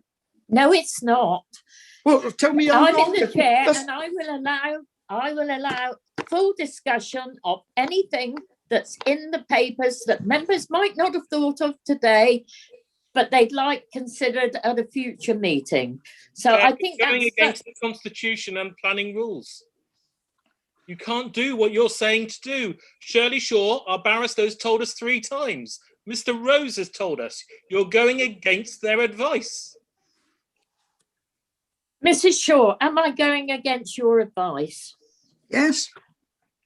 I'm afraid, yes, Chair. Yes, yes. Right. This, God. Oh dear. Please, I just- Eileen. Chair, I just then want I to get into a good place. misunderstood the advice that was given. If I understood we consider highways information at the next meeting or whenever it comes back and how it impacts on planning obligations recommended. I absolutely agree that you're just everybody's trying to do the right thing here. Councillor Howe and Mrs. Shaw and Mr. Rose have made some very strong points. The points we need to understand is, and the point I'm making is, if we now move into, if I accept that recommendation that Mrs. Shaw has just put forward, that means we will not be able to debate this application now at all, other than the highways parts that will come on Monday, which is the points we haven't seen yet.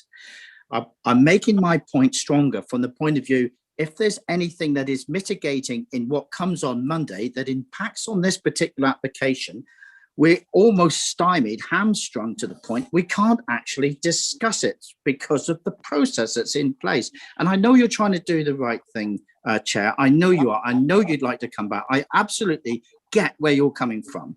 But constitutionally, and Councillor Howe has pointed this out, and the 2 officers, that actually can't happen.